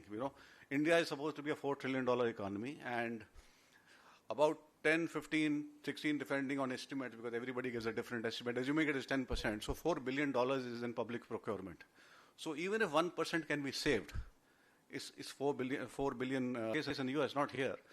They had these 4 envelopes, where the same stamp was used in all 4 envelopes. And one stamp was torn in a rely on forensic experts, because other evidence you don't get now. That is the problem. So we rely on forensic experts, because other evidence you don't get now. That is the problem. So we increasingly rely on this. So our hope is that cartels with increased forensic expertise will be difficult to pursue. And before I close, I will tell you, some people have coming to us with leniency applications, like some companies been taken over, right? That company sometimes could come with a leniency. He said, no, we have participated in a cartel. We bought this company. We didn't know that they were in a cartel. So they come to us and they give 100% waiver. Okay, because they come with evidence. Then everybody else is charged, except for those people. So this is what in a sense, I've briefly described because I don't have much time. It's a much longer lecture. You know that people who are teaching competition law would mean definitely you can't cover in half an hour, but I'm giving you more the practical side of it. Theoretical side, of course, I'm sure you have your teachers who can probably teach you better. But this is how the law is. Law has evolved in this country, and we have imposed a lot of penalties. Of course, some penalties are in stay, but we have impacted almost every sector. Google, of course, came to settlement. You know, I don't know if you know that Google came for a settlement because we have now settlement provision also. If they have evidence against them, then the companies do come and settle. Okay, sir, we will not do it. We've done it in the past. We'll not do it again. So here is our offer, and then the offer is accepted, and the matter comes to close. Otherwise, we say, okay, you impose penalty. Cartel, the penalty can go up to 50% of your net profit. It's as much as that, right? So that is what I conclude. I hope I have made myself at least reasonably clear, and it's a post-lunch session on a second day of a conference is always a challenge. I hope there were enough people listening to me. All right, thank you so much for.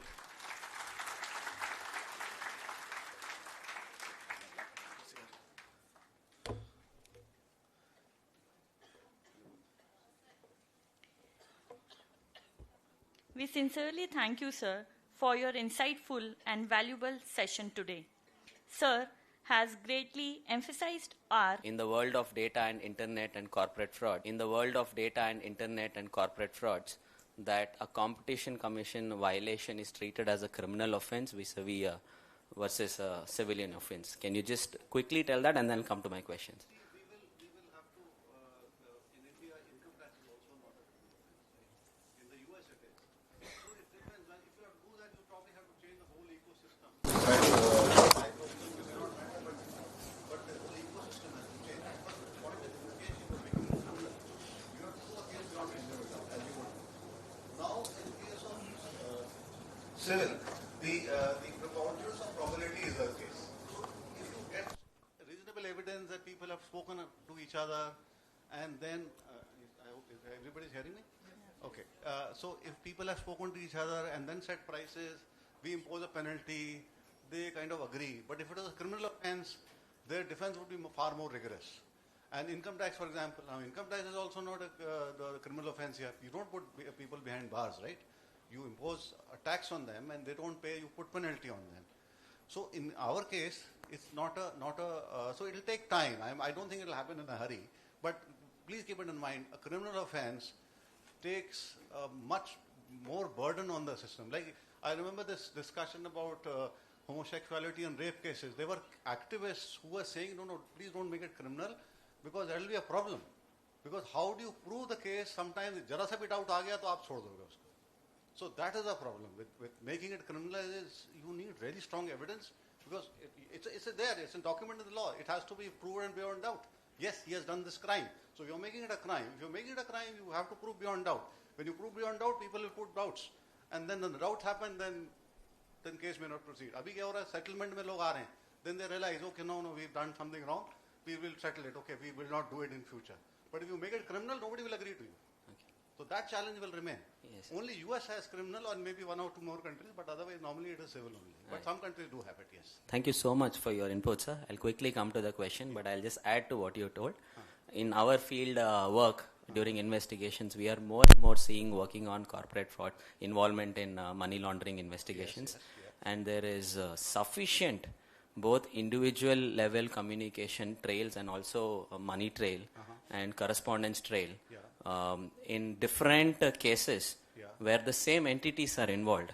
Yes. So it can be extrapolated if there is a department on serious fraud investigation, There already are SFIO. SFIO So if already there. SFIO, it's great to know that CCI itself conducts search operations, raids. So if in a collaborated efforts can be made, I'm sure there can be enough evidence, and then we can move to preponderance of probabilities. That is what even money laundering offense, we don't have to prove every trail. If we even catch a few trails, then the offense of money laundering section 3 can be invoked and penalized. And that is what is being done by the directorate and doing a fantastic job. Let me mention to you that when I mentioned who can file a reference, there's also a provision for government department also to file a reference. Yes. So governments also, like the railways, for example, has filed several cases with us. So the government department, only thing is that the difference being is that there is no fee for a government department. That is free of cost, but we do impose a fee because sometimes otherwise they get a lot of frivolous complaints come. Even consumer complaints come to us. Now, consumer complaints are not competition-related complaints.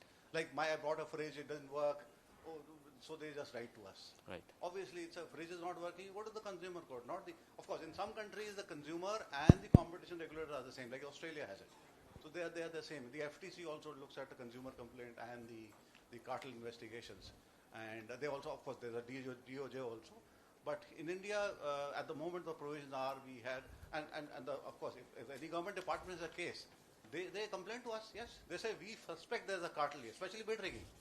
If they suspect there's a cartel, they give us all the evidence. They give the documents. That these are the documents being uploaded by 10 parties.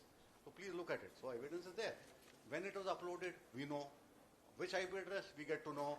Then we go to deeper into it. What are the relation between companies? Sometimes we get a relation. Sometimes we have the same series of bank drafts being used, right? For an EMD, 3 bank drafts in consecutive numbers. Now, how is that possible? Yes. Thank you, sir. All of them had gone together. Yes, an sir. EMD prepared at the bank, and all 3 have given 1 copy each. Yes. Nobody really bothers to check. So we check that up when we do an investigation. We have seen such cases, and the money sometimes has come from the same bank account. True, sir. So True. again, this is forensic. True, sir. Again, this is forensic, right? Yes, sir. Now, we are not in the days of bank drafts anymore. Definitely, But I sir. had to handle a case where there was a bank draft. Yes, sir. Totally agree with you. Most of the evidence these days are easily criminality is provable through forensic Not data. criminality. No, in this case, not criminality. No, in any case, the offense, I am talking about any offense can be proved with forensic data. True, sir. Violation of the act. True, sir. Violation. Yes. We don't even use the word offense here. But by the way, I forgot to mention one thing. In case the person does not comply with our directions, we have the power to go to the Chief Metropolitan Magistrate and fight a case. And there, the magistrate can actually order imprisonment in case they don't follow our order, right? We impose a penalty, but those cases take years to settle. I mean, I have not seen any case settled. In only one case, the party got scared and then gave the penalty whatever was imposed. Right. But otherwise, as everybody knows, how long does it take in a court of law, especially with a criminal offense? True, sir. Because then that becomes a violation of a certain section, and that section, only the CMM has the power to the order imprisonment. We can't do it on our own. No, we don't have those powers. Okay. Thank you, sir. Just quickly going to the example, now that we discussed the context on a longer stay. The example of modern e-commerce business giants killing competition in the Indian market. One example recently in Bangalore I saw, a taxi driver says when you book a cab dead in the night in peak hours on a weekend, they ask you to add 50 extra, 100 extra, 20 extra to get earlier booking. There was a case where a 7-kilometer drive in a taxi, Ola or Uber, the taxi driver takes both services. He said generally it's a 350, 400 rupees thing on a Friday night. His customer had to pay 12,500 rupees after going on paying 50 extra, 100 extra, 200 extra. So that is going on a regular level. So how does CCI view this kind of, in mildly put it, these are extortionary practices by big corporates, but they still come under the purview of civilian violations. So how do you, sir, based on your experience, because my colleague here, very well learned, he said he's quoting, he has an example for you from the recent penalty on Meta and WhatsApp that CCI put last year in November. He has a quick question. So on that view, can you just please tell, how do you view this big... It's difficult for me to give a view of the commission itself. It depends on case-to-case basis. If somebody is overcharging, it's not that the person is forcing you to, do that. We would expect market forces to take care of that. People definitely don't really, I don't know how he got to 12,500 as much as 12,500, and he did take it, right? Is it? Yes. He paid 12,500. He did. I can't believe that somebody paid 12,500 for a 7-kilometer ride in the middle of the night, right? So it was a woman who was in distress, straight out of a top-end restaurant bar in Kormangla. She had to go down to a big hi-fi apartment somewhere in Electronic City, and I'm surprised. I mean, you should have just called the police and get something done, because 12,500 is a huge amount of money to be paid. I don't know why somebody who is right mind would pay it. Maybe it was stuck. This is a very one-off situation. I've never heard a situation. Has anybody heard somebody paying 10,000 for a 7-kilometer ride? No, I've never heard this. Was this in the app itself or? in the app itself. This was a surprising case. I'm yes. surprised, But there is no cartel here. People are not got together. There is no abuse of dominance because the person doesn't act on its own as if there is no alternative available. It's only at the dead of the night or some time maybe what happened is not available, and the algorithmic price is an issue, by the way. It is an issue because the algorithm may have given this. It has happened. It's a concern. We are looking at it in some cases. I cannot discuss it right now. But abroad also they are looking at this algorithmic issues. When the algorithmic tries to extort money from you, who's going to be responsible? Is the algorithm responsible or the person who's made the algorithm responsible? So that issue will be there. Did the money come back after the hue and cry was raised? No, sir. The lady happily paid for it because she had deep pockets. She paid for it. But she paid for it. But definitely, I find it very, very unusual and extremely strange. Where somebody was willing to. It's not somebody came to that point or said you pay otherwise, because there are competing apps available. I'm a little surprised about the extent of the. Yes. Because I have not heard this. True, sir. This was so surprising that I had to bring it out, and I got this opportunity in front of a CCI official. It doesn't happen like that. Yes, See, sir. when there are surge in prices, when suppose of, I remember this, there was these floods in Bombay, or there was this issue. No, not in Bombay. Sir, there was an next questions will be taking after the session, sir. Okay. Thank you so much, Can sir. I just take this one question he has? Yes. Okay. Because I may have to leave actually. Thank you so much, sir. Myself, Dhanwant. Sir, in context of the CCI violation, you charged Meta and WhatsApp for 200 crores. So I want to ask you, sir, that what safeguards exist to protect consumers, and how the value or the cost of such extracted data is assessed in terms of its impact on the competition, privacy, and the potential financial penalties or the monetization? That is, I think, not a very easy question to answer, because that is something which researchers are. Because, sir, all of our data, Meta is capturing all of our data. They are. Voluntarily you give your data, and you agree also. That is another problem. Yeah, but sir, they use it for targeted ads, for a lot of other purposes. Obviously, they are using for targeted ad, and you are happily giving the data. You're not happily giving the 12,500, but you are happily giving the data. You agree. Somebody asks you, go to the mall, they said, "Aapka mobile number kya hai?" Aap फटाफट दे देते हो उसको. हम ही दे रहे हैं mobile. In fact, we have to be more conscious of our own data. कि आप मत दीजिए उसको, right? So, unfortunately, it begins with us. It begins with us. The smartphone is actually carrying a lot of your data. अभी तो Meta आपने देख लिया, but आपका smartphone क्या क्या carry कर रहा है आपके बारे में? You have to see what, and this is being used for targeted advertising, and it is a matter of, I wouldn't say really, I don't know whether I should use it. It's a matter of concern, yes, and definitely these platforms are having a lot of powers to give you a product that you want. Or you may not even realize that you want this product. That is happening. And to measure your question was measure कैसे करते हैं? It's very difficult to measure. Can you actually measure कि मेरे data का ये price है तो आप मुझे क्या होगा? It's not easy to measure. It actually affects the whole economy actually. So some player who doesn't have access to these things, see, there was always a bit of targeted advertising, right? Your vegetable vendor who used to come in your colony will charge a different price. When he goes to slum area, he will charge a different price. So he's also doing targeted advertising, right? Target pricing. So he knows कि यहाँ पे ability to pay क्या है. यहाँ पे आपके घर में plumber आता है, and he goes to some other small place, he'll charge a different price. He's also doing targeted pricing, right? You don't realize it, but he's done it. Carpenter comes to your house, he goes to another house, he charges a lower price. He sees a big house, he'll charge a higher price, right? That is what happens. Now you go to this thing. Now the scale that they're doing is upsetting, because they are doing it in a very large scale. And nobody really knows what data they have. The server data is also not here sometimes. Sometimes the data is also not here. You are logging into a server which is not even here. वो server भी नहीं है, आपका evidence भी नहीं है. Server कहीं और कहीं डेटा सेंटर में है, राइट? आपका सर्वर यहाँ लोकेटेड नहीं है. In fact we have problems. The server is not here. Yahoo का डेटा चाहिए हमें, याहू का सर्वर इंडिया में नहीं है. If your data is from India, Indian server, then you have the data. You have access to that. बाहर का server है तो गए काम से, आपको मिलेगा कुछ नहीं. So it's very difficult to really set a price to it. Like, can you set a price to it? You can't. आप अपना individually set कर सकते हैं, हम पूरे का कैसे set कर लें? I know, not very easy. And targeted pricing has been there in businesses all through. भाई कितना पैसा दे देगा? आप जॉब के लिए जाते हो यार, कितने पैसे मिलेंगे? आप भी तो करते हो ना. Your expectation, IBM में जाओगे तो आपको इतना चाहिए, किसी इंडिया कंपनी में जाओगे तो आपको इतना चाहिए. So you are selling yourself at a price. So you're also thinking कितना पैसा मिलेगा, वो कंपनी भी वही कर रही है. But the problem is this exercise is sometimes preventing a small player to even entering.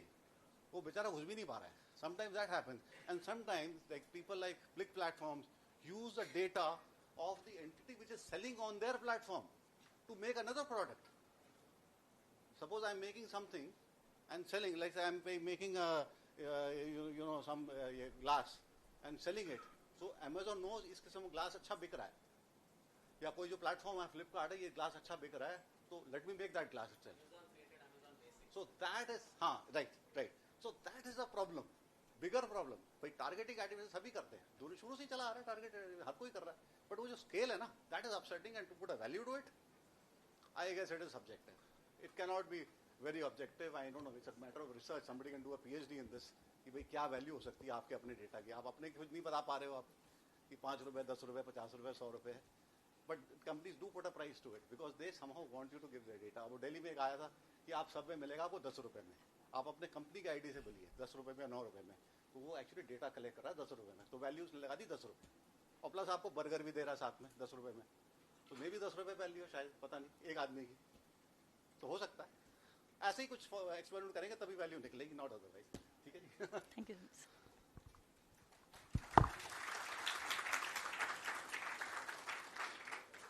Thank you so much, sir, for a wonderful session.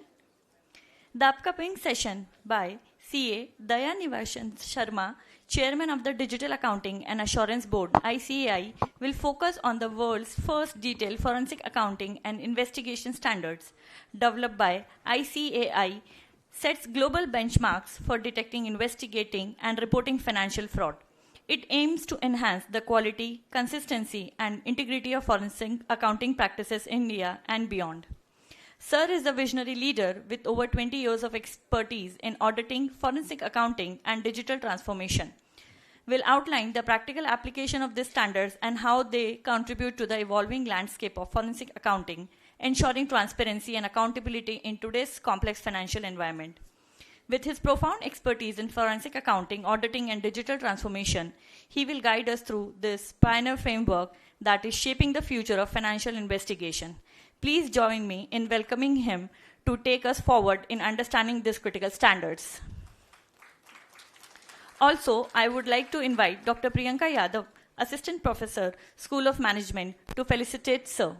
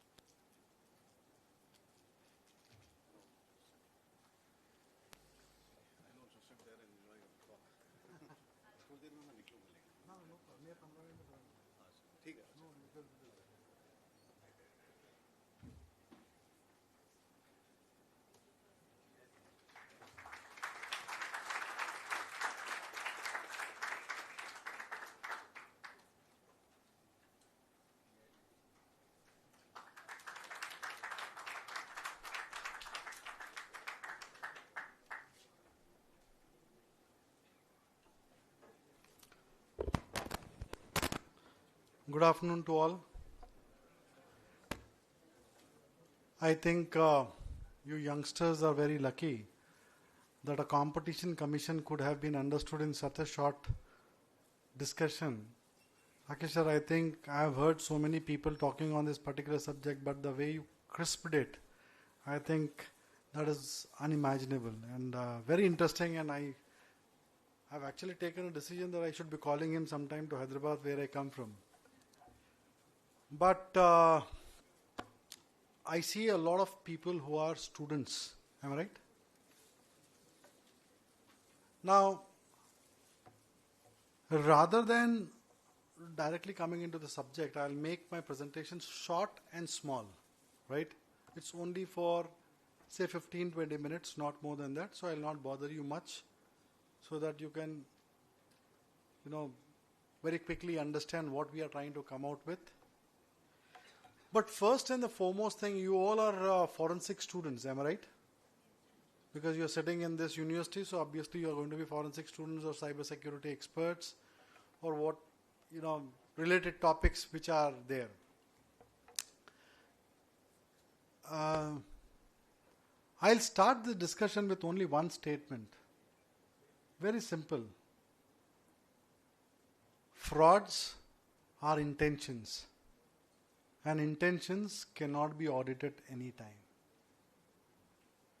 I hope you understand this. Frauds are intentions. Intentions cannot be audited at any given point in time. And you are youngsters. I think you are shaping up. Today morning I was talking in one of the conference which is happening in Ahmedabad, which is again Gandhinagar, in Gift City, where I was being told to speak on a topic on investment in GCC and the incentives which are available. I said the first investment, if this nation wants to adopt world position, is not on the computers, infrastructures. It is the youth, which you people are. Till the time you guys are not going to get this learning into a skilled approach, you need to really, degrees you will get it. Be rest assured. You will pass your examinations. But the most important point which you all have to follow and understand is that till the time you don't understand, you don't create a skill-based, qualified, employable team for this nation, the youth is not going to put into a right direction. When we talk about youth and the skill, what is the most two important thing when you talk about forensic? Can I have a hand mic? Hand mic. What are the two most important topics as a forensic auditor you need to know? I'll talk about this subject. What is the world's first forensic standard? How we are dominating the world, and how are we going to take this discussion forward? What is all there? I'll put it in a very short manner. What are those two important things when you get into a forensic engagement? You are going to be forensic graduates, am I right? And management students. When you talk about particularly forensic and fraud, what is important? There are two important words which you always have to remember if you want to be a good skilled resource. One is philosophy, and second is psychology. Till the time you don't understand the philosophy of an organization and you don't understand the psychology of a person, you will never become a good forensic auditor. Agreed or not? These are two so sweet things which are easy to understand but difficult to implement. You are all the future of this profession. A lot of people are going to come into management consulting. You are going to come into forensic investigations. And the way India is growing and the kind of exposure India is taking, just imagine yesterday's news or day before yesterday's news was the highest number of cyber attacks happened in the world are on India. So we all are India, right? So what kind of conscious effort we need to put in and what kind of learning we need to do is something which we need to really think about. See, I am fortunate. I am very excited. Actually, I generally give lectures to all the chartered accountants, regulators, multiple people. But it is a good opportunity for the first time that I am coming to a university and sharing my thoughts with the students, because 2 weeks back I made my daughter join a university. I am just getting excited to see you all guys. Might be my daughter is also sitting in that university campus somewhere in the classroom, or might be in an auditorium listening to some of the speakers. So let me also give that thought which I can share it with my daughter, like you are my children. Right? So what is important? Is it important that you take a graduation certificate and walk out of the university? Or is it that you need to really know what is the application of this knowledge which you are gaining? What is important? Correct. Now, what does this mean? In a very simple term, an experience and the speed have to come together. What does that mean? Experience is those people who are, might be like chartered accountants, many other professionals who have been working with old data, information, and the kind of knowledge, the kind of experimenting, the kind of cases they have worked on is the experience which they have, but you youth, which is having is the speed in form of adoption of technology to a different level. Just imagine if India is actually a combination of youth and experience. What we are talking is the future of this nation, no one can stop. Don't work in two different directions. Work in a synchronization.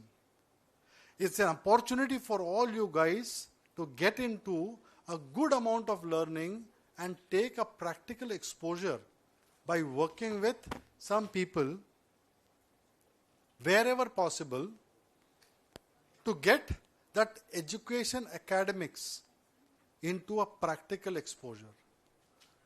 The application of knowledge can be made more effective in time to come. You agree or not agree? You guys are staring or sleeping, you tell me that. Honestly. Listening. Right? Do you know the total number of fraud which has happened under the banking regulation itself which created NPAs? What was the value of those? Once upon a time, it pegged up to 10 lakh crores of non-performing assets in the banking system. And do you know one fact? That the number of companies which are listed in India, how many are there? 5,000. कौन सारा यहाँ पे गुजरात के अंदर investment करने वाले बहुत लोग हैं. Yes. And if you see furthermore, the new MSME is coming into a different shape. See, please understand, the only language, I am proud to be a chartered accountant because only a chartered accountant can define the economy in a true sense. Without the signature of a chartered accountant, right, the balance sheets cannot be made out. But we are sitting with a similar amount of risk if a wrong person signs it and there is a issue out of it. So Institute of Chartered Accountants of India, for your information, is the world's largest accounting body. Do you know how many students are studying in CA Institute? 10 lakh students across the world. Why I am sharing you this? It is basically you should know where my competition is going to come. Tomorrow I am going to graduate from here. I have a competition. Till the time you don't know your competition, it is going to be very challenging to actually be a true professional. I am not creating a fear, but I am just creating a thought where you need to really look in from. Right? So let me just take you through this world's first forensic standards. The Institute of Chartered Accountants of India, as I told, is the world's largest accounting body and highest number of students study in ICI. And most importantly, when we are talking from a perspective of forensic standards, nowhere in the world there are forensic standards the way that has been designed in ICI in India particularly. Now, the stage has come where in past we were actually adopting foreign standards in India. With this forensic standards, the globe is accepting to adopt this forensic standards in India, globally. I'll just take you through the quick presentation. I'll not take much time. I'll just take you.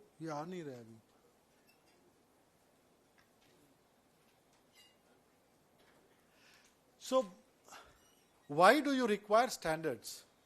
Is something which you need to really understand. In short, what was happening is, wherever the frauds were happening, the frauds are happening with a different formats. But to approach a fraud, to report a fraud, and to get a conclusive, report, there was nothing which was actually drafted. So every report in the financial ecosystem was independent of the previous report. So we had multiple reports which are actually getting reported without any standardization. The regulators, the bankers, the financial institutions, the enforcement agencies were not able to understand how do I actually enforce this entire report. Considering this factor, ICI developed this forensic standards with regards to consistency across investigations. Now there are a couple of people who are sitting from ED here. There are people who are from CBI, CID. There are people from SEBI. There are people from different enforcement agencies. Technically what was happening is there was no standardized approach. And in the court, all interpretations work. Right? Credibility of enforcement, which is the most important one. If it is synchronized approach, there is a credibility which is there for it. Then followed with improved admissibility in the court. So what we have done is, to come to this particular level, we had 200 chartered accountants across the country virtually joining, and we designed these forensic standards only in 9 months virtually. Just imagine the use of technology, what we have done during COVID time. 200 people pro bono. Nothing was paid to anyone. And this gave rise to this world's first forensic standards. Followed with common language of cross-agency collaborations.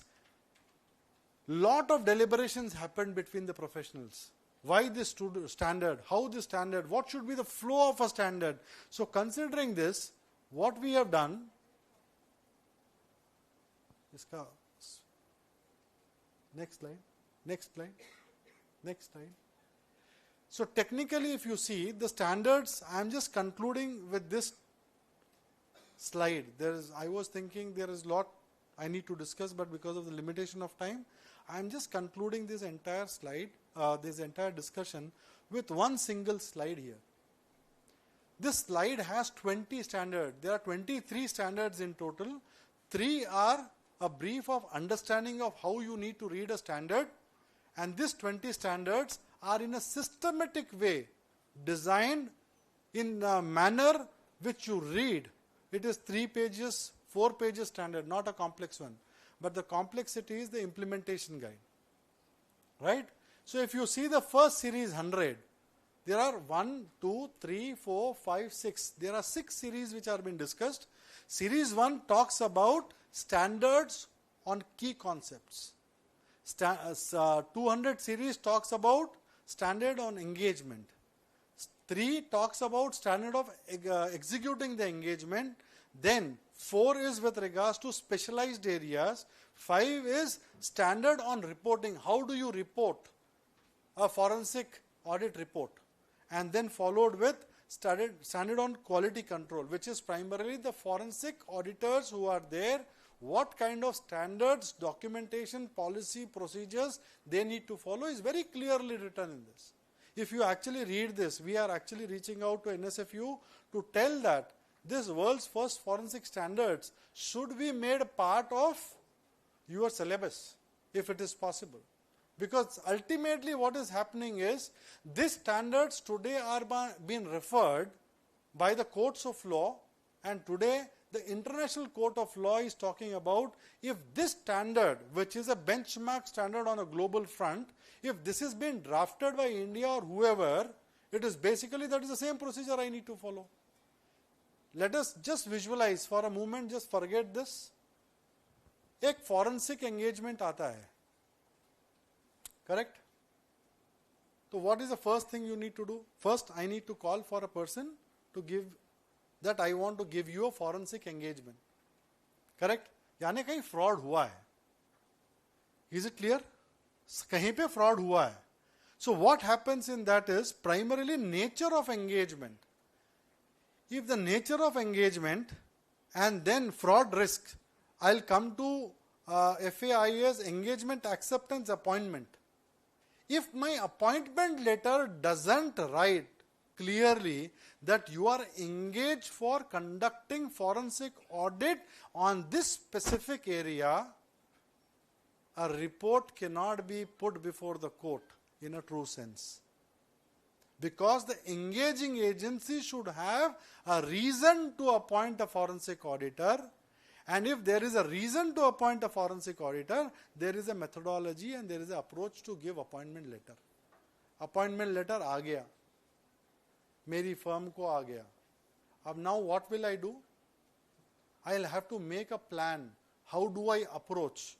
When there are forensic, now example, our own firm is doing currently one of the biggest frauds which has happened in Hyderabad. So I cannot just go and think that okay, fraud हो गया, चलो चलो अपने को appointment आ गया, चले जाएंगे. नहीं. We need to pick up that person who understands the transaction of that organization where the fraud has happened. That means I need to do a proper planning. I need to create a team. Based on the team, I need to give a briefing. Based on the briefing, I need to decide which tool, technology, procedures are to be followed. Based on that, whether I have internal strength to do it, or do I hire an expert from outside to execute it. Get my point? Story समझ में आ रही? Picture देखे होंगे ना बहुत सारे forensic की. कहीं तो कहीं वो मर्डर वर्डर हो जाता है, जैसा सीआईडी के अंदर जैसा दया दरवाजा तोड़ दो, मेरा भी नाम दया ही है, तो मैं भी फॉरेंसिक पे ही काम कर रहा हूं अभी तो. Right? Then I decide whether I should hire a person. Then I need to collect the information, go to the place where I have been appointed, pull out all the ledgers, financial statements, all the transactions, purchase register, sale register, this transaction, that transaction, do a forensic audit. What is it? It's very loosely used. Auditor means everything. No, auditor doesn't mean everything. Internal auditor role is totally different when compared to a statutory auditor who signs the balance sheets, versus a person who is doing investigation is separate. A person who is doing forensic is separate. So first and the foremost thing, we need to understand what is the role of which person, which again I might come back again to discuss with you sometime if your professors give opportunity to talk on in detail how you have to think about actual things happening. Graduating is the easiest thing, I'll tell you.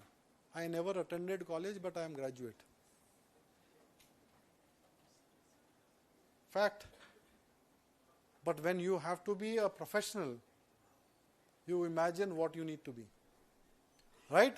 So if you see this entire framework which is actually put in, this is put in from a different perspective.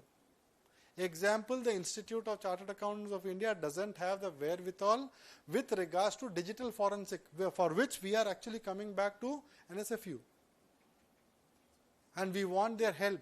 That is using help of an expert. Right? So this is now getting adopted. Just to tell you all people, 2023 we made it mandatory. We work under the able guidance of Ministry of Corporate Affairs. So these standards which are being made, which are made with the approval of Ministry of Corporate Affairs.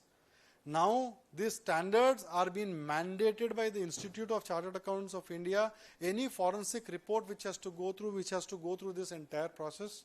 There is more I can talk about a whole day. We do a 2-day national conference on only forensic standards on each and every line item. Just imagine, how do you collect data and evidence is itself a science, and forensic actually is a science.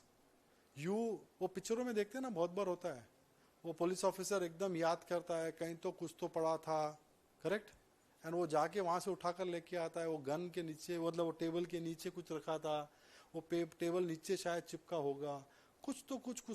So it's basically an experience, and forensic is only going to come qualitatively with you people, provided you work with experienced people.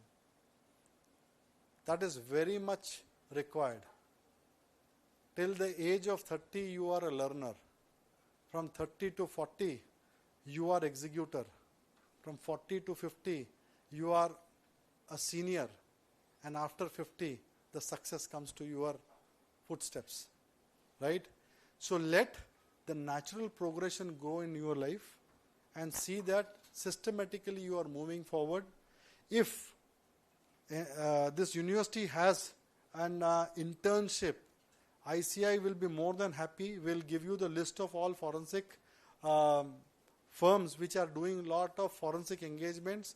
Might be you people can come and get trained, work on some engagement, see the thrill what is happening. Most of the time the information doesn't come, but the report comes out. And how does it come out? That is an experience, right? I wish you all a great success in time to come. Thank you all. Thank you very much.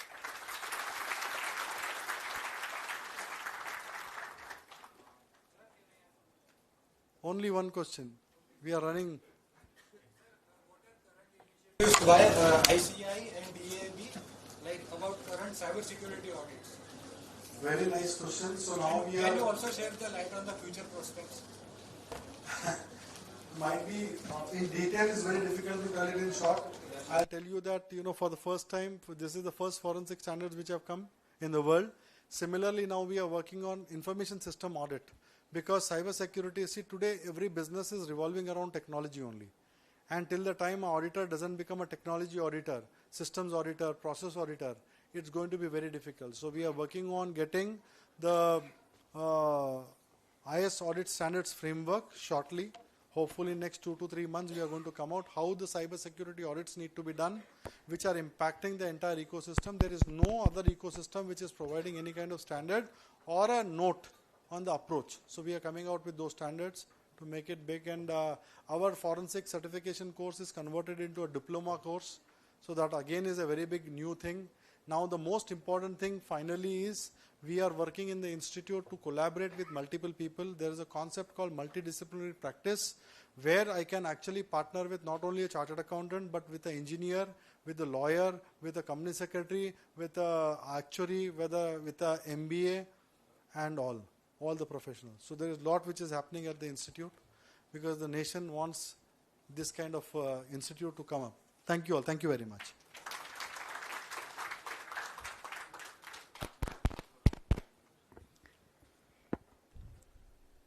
We sincerely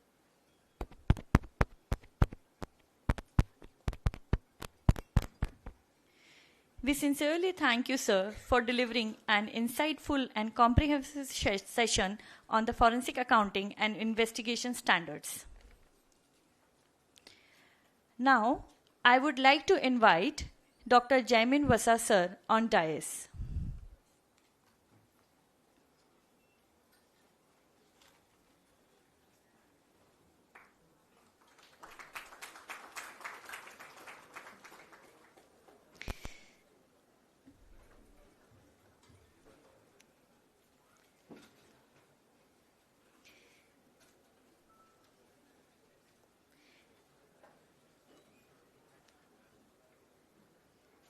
The next session will shed light on the growing global challenge of healthcare billing fraud involving practice like false claim, upcoding, and phantom billing.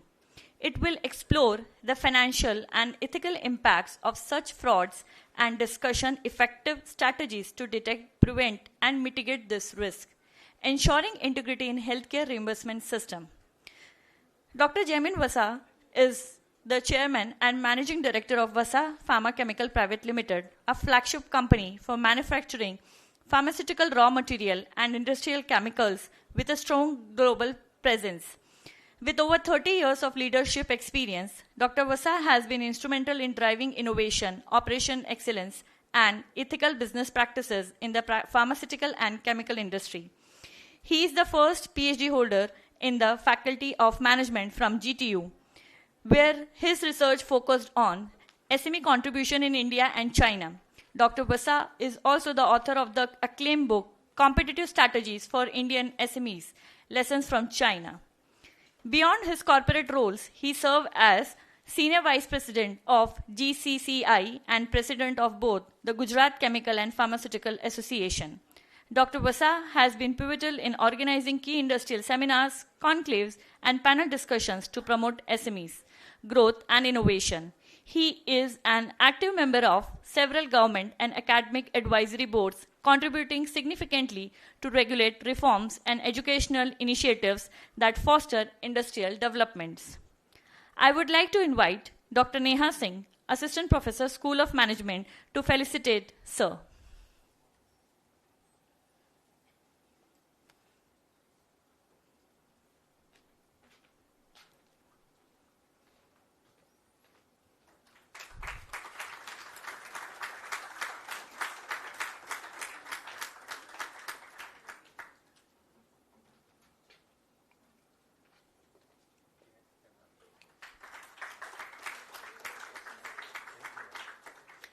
It is my great pleasure to invite Sir and lead us for the session, Sir.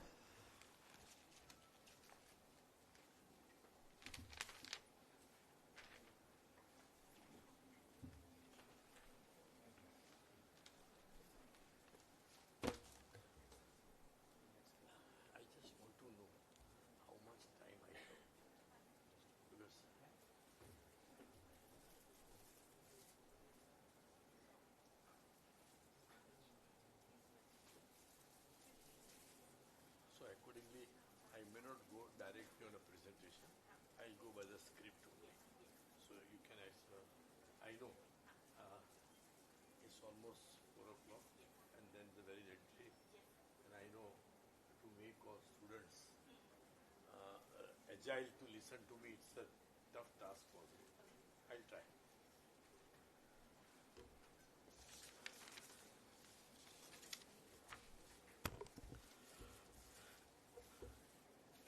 Respected faculty and dear students, to whom I have been given the challenging task to make me listen, because it is always a problem for the last player or a last speaker or anybody coming last. He has always a problem.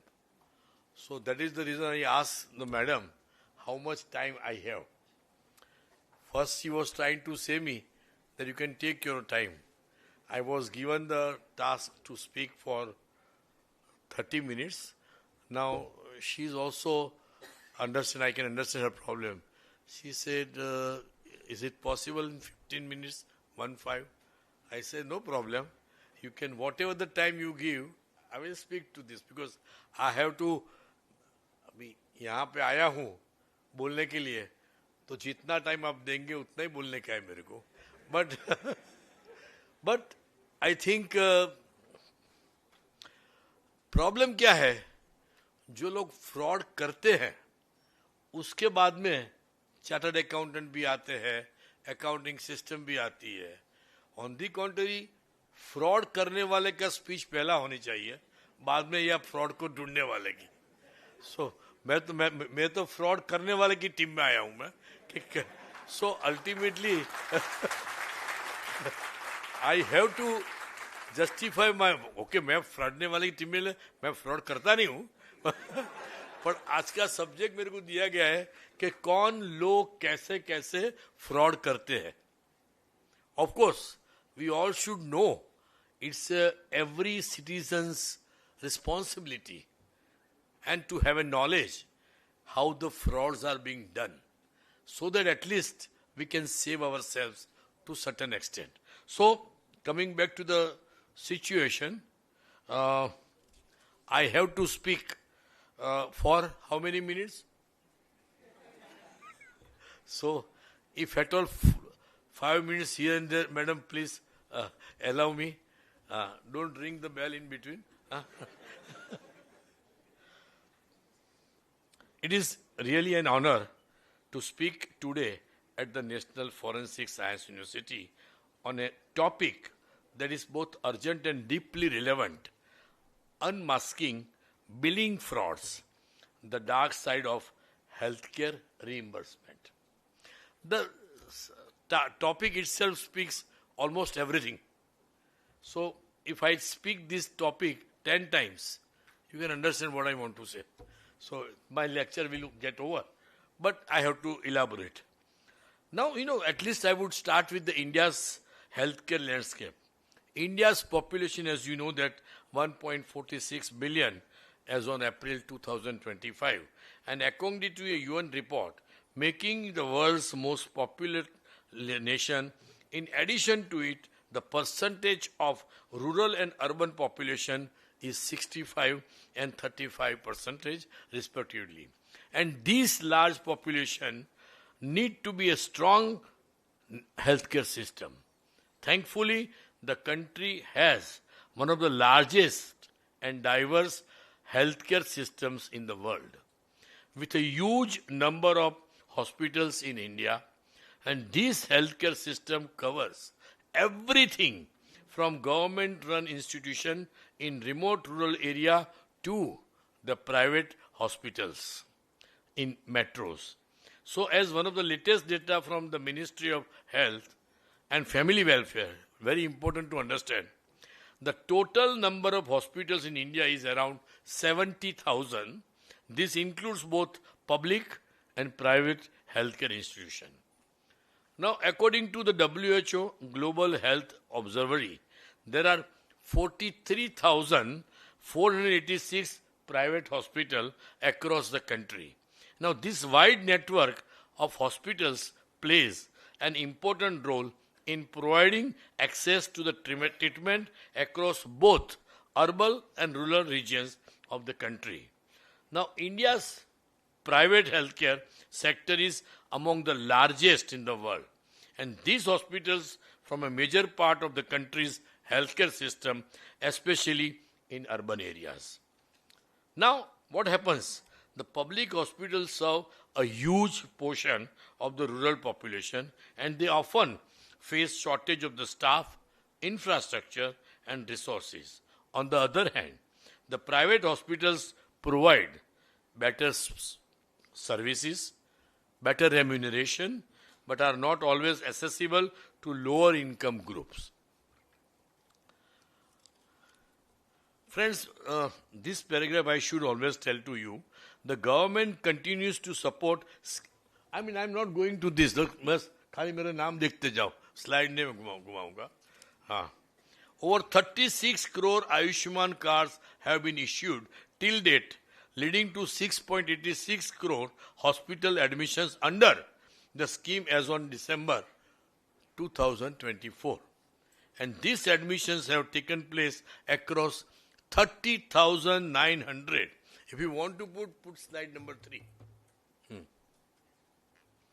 And these admissions have taken place across 30,900 empaneled hospitals, of which 17,094 are public sector and 13,806 are private sector healthcare system.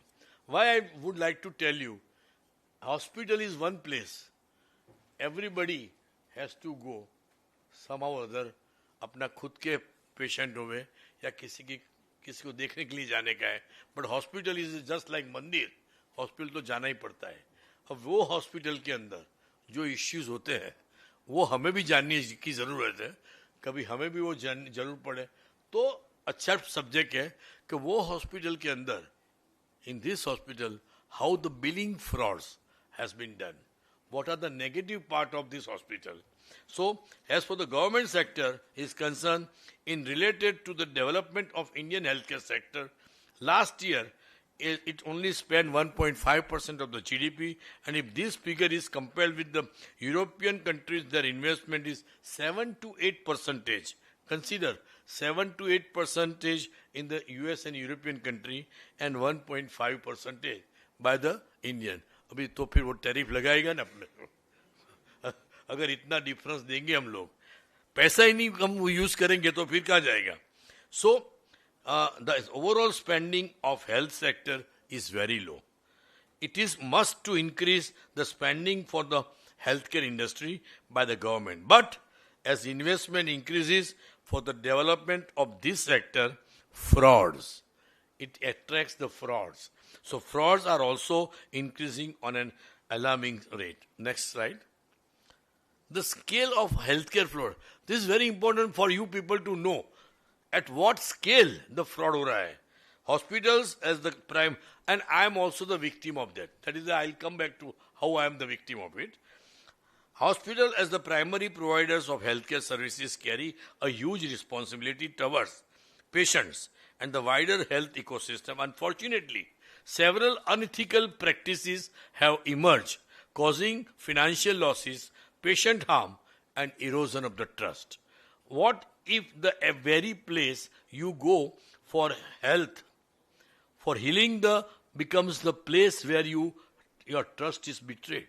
Medicine, which should be the noblest of profession, is sometimes misused for profit, putting lives at the risk.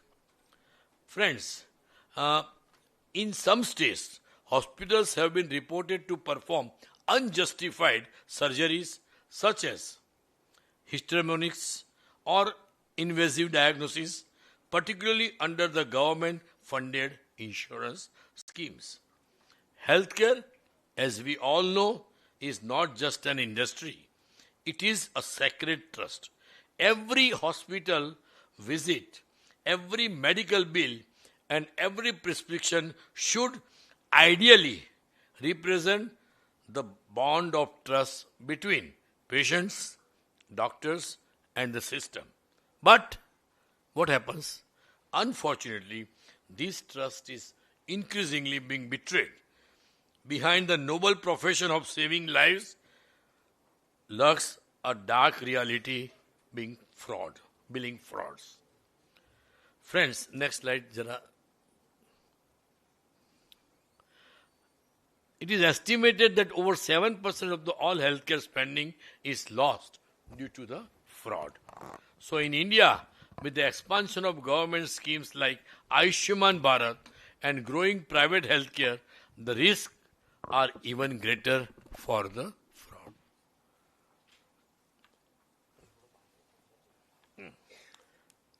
ये तो बहुत मजा आएगा. Which types of fraud are being happened? It is very important to know. First is billing frauds.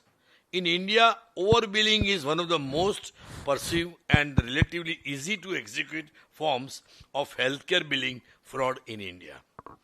It occurs when hospital, diagnostic centers, or clinics deliberately inflate the bills by charging patients far more than the actual cost of the treatment, medicines, and procedures. Now, coming back to the inflated medicine prices. कैसे उसमें करते हैं? Hospitals charge patients 5 to 10 times. It's fact. 5 to 10 times the market price for basic drug and consumables. Example, charging rupees 20,000 for a medicine which costs almost 2,000 rupees. Exaggerated procedure cost. Minor surgeries may be exaggerated in complexity or priced at a specialized procedure rates, like a simple day care operation billed as a multi-day intensive surgery package. Now, diagnostic test padding. Patients are charged for diagnostic tests that either were not performed or were conducted at a fraction of the cost but billed at an inflated hospital rate. And phantom billing.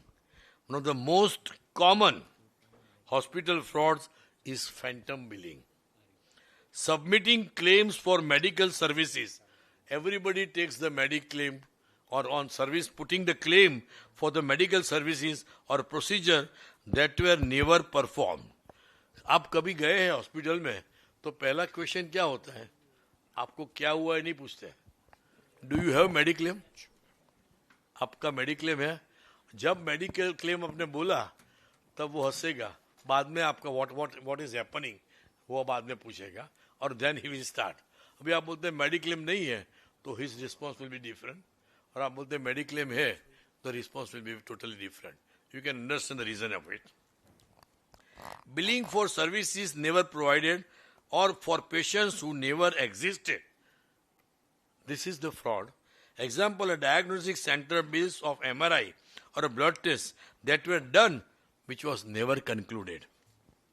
Case study. In the US, a clinical bill Medicare for the hundreds of non-existent patients, running into millions of dollars.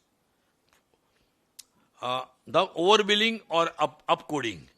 Upcoding occurs when the hospitals bill for more expensive services or a higher price procedure than this actually provided. A simple consultation might be charged as a specialized visit.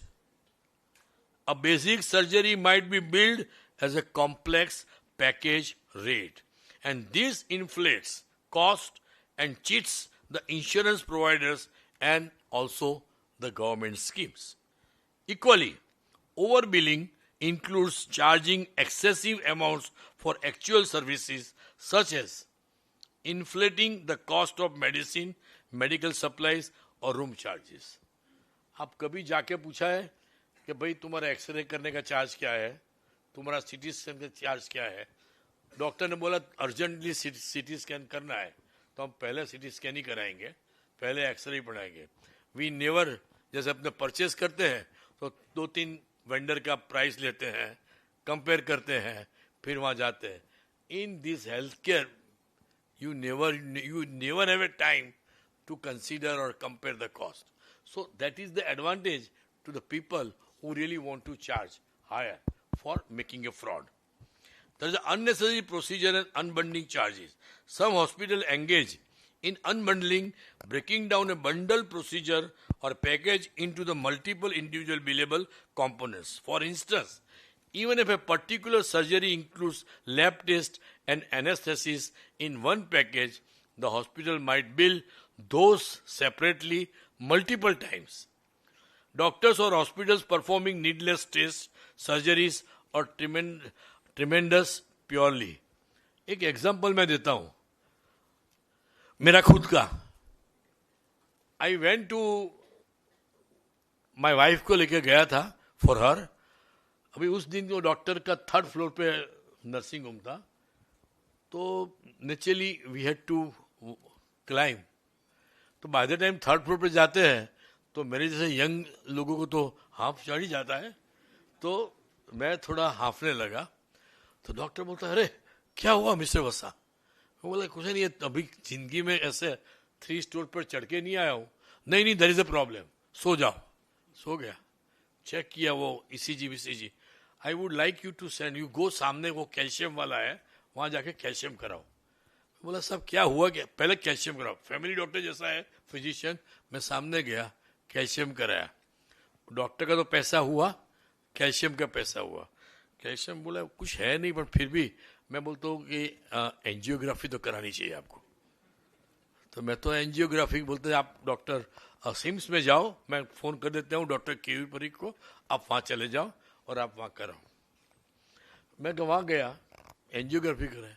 बोलता है कुछ है नहीं, कुछ है नहीं. फिर भी I would advise stress test कराओ.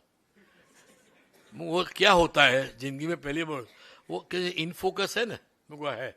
तो नवरंगपुरा में जाओ, मैं चिट्ठी लिख देता हूँ. इन फोकस में गया, अननेसेसरी मेरे को ट्रेडमिल पे चढ़ा दिया 10 मिनट के. वो बाद में वो डॉक्टर मेरे को पहचान देता, बाहर आया वो रिपोर्ट लेके. आप क्यों यहाँ आए? मैं क्यों? डॉक्टर से भेजा आया हूँ. Your heart is as good as 16 years old boy, और आप इधर आते हो. तो मैं बोला भाई मेरे को मालूम है, लेकिन ये तो प्रोसीजर है, ये मेरे को, ये सब जगह पे घूम के 4 मंदिर होके मैं यहाँ आपके वहां आया हूं मैं. हाँ, तो this is ritually happen to me. See that is the over billing persist in India. दूसरा, अभी रिसेंट एग्जाम्पल तो आप सबको मालूम है, केस स्टडीज अगर मैं बताऊं, fraud in action. How many have heard the name of Khyati hospital? I think almost. Now you know what a fantastic mind the owner has. Camp करते हैं विलेज में, बूट कैंप करते हैं. स्लाइड नंबर 7 पे आया हूं मैं. हाँ, अभी कुछ इसको छोड़ दो यार, बोलने दो मेरे को. हाँ, स्लाइड नंबर 7 उसमें क्या बोलता है? बिकॉज आई नो उस मैनेजिंग डायरेक्टर को बहुत पर्सनली मैं जानता हूं. एक दो बार मैं वहाँ पे गया था ख्याति हॉस्पिटल में, वैसे ही मिलने, क्योंकि he is a real estate person, एक आध प्रॉपर्टी मैंने उससे खरीदा था। तो वो बूट कैंप करते हैं सब विलेज में, और वहाँ से कस्टमर पिकअप करते हैं, आपको आना पड़ेगा, I will have to check your heart, और वो हार्ट चेक करना पड़ेगा, इट्स वेरी डिफिकल्ट, ऐसे मेरे को लगता है। जैसे मेरे को वो डॉक्टर भेज दिया था, तो वो आता है, अच्छा ये चेक करता है, एंजियोग्राफी कराओ, एंजियोग्राफी करना पड़ता है, सर्जरीज तो करनी पड़ेगी उसके अंदर। और कब पकड़ाया, ऐसे करते करते बहुत साल से करते हैं, 2 सर्जरी में the patient died on the operation table itself. तब ये पूरा निकला जो रैकेट, उसके एमडी, डॉक्टर, ये सब, they were all marketing people of that particular hospital. Hospital में भी ऐसे मार्केटिंग पीपल होते हैं, कस्टमर ले आओ, कस्टमर ले आओ, कस्टमर ले आओ। एक हॉस्पिटल में मैं गया था, मैं नाम नहीं दूंगा क्योंकि ख्याति का तो नाम सब जानते हैं। वो हॉस्पिटल में मैं किसी की खबर निकालने के गया था, मेरे बहुत क्लोज रिलेटिव है, तो मैं चलते चलते फ्लोर पर तो जाना पड़ता है, लिफ्ट में तो ऊपर गया, तो वहां से एक दौड़ती आई lady, hello sir, how are you, I am fine, you must come and you meet doctor. क्यों? मेरे को ऐसा लगता है आपको नी में कुछ प्रॉब्लम है। वो मेरे को तो कुछ प्रॉब्लम लगता है नहीं, आप आओ। गया डॉक्टर के पास, डॉक्टर ने अच्छी तरह से मीठी मीठी बातचीत की, उसके बताया, उसका पूरा प्रेजेंटेशन दिया, how is expert in knee replacement, और कहां से वो ढूंढ लेता है कि किसी को नी का प्रॉब्लम है। ठीक है भैया, बता दो भी। बोलता है मेरे को लगता है अगर आज आप नहीं कराओगे तो 6 महीने के बाद तो आपको आना ही पड़ेगा यहाँ पे, और बाय दैट टाइम अपना नी इतना खराब हो गया होगा, तो मैं आपको सजेस्ट करता हूं आप अभी ही करा दो नी रिप्लेसमेंट। मैं बोला अभी क्या, अगर नहीं कराऊंगा तो क्या होगा? ये होगा, आप नहीं चल पाओगे, you will have to have a stick and all this things. कोई बात नहीं सब, मैं आपको सोच के बताता हूँ। ये बात है पूरे 5 साल पहले की, आज तक मैं गया नहीं, वो हॉस्पिटल नहीं जाता, अगर मेरे को पकड़ेगा तो भी सुला देगा और मेरा नी ऑपरेशन कर देगा, तो तरह से मैं गया ही नहीं अभी। सो ऐसे ऐसे टारगेट करते हैं। दूसरा, आपको मालूम है ना, शायद सबको मालूम होगा, इन मल्टी स्पेशलिटी हॉस्पिटल के अंदर each and every doctors have been given the targets.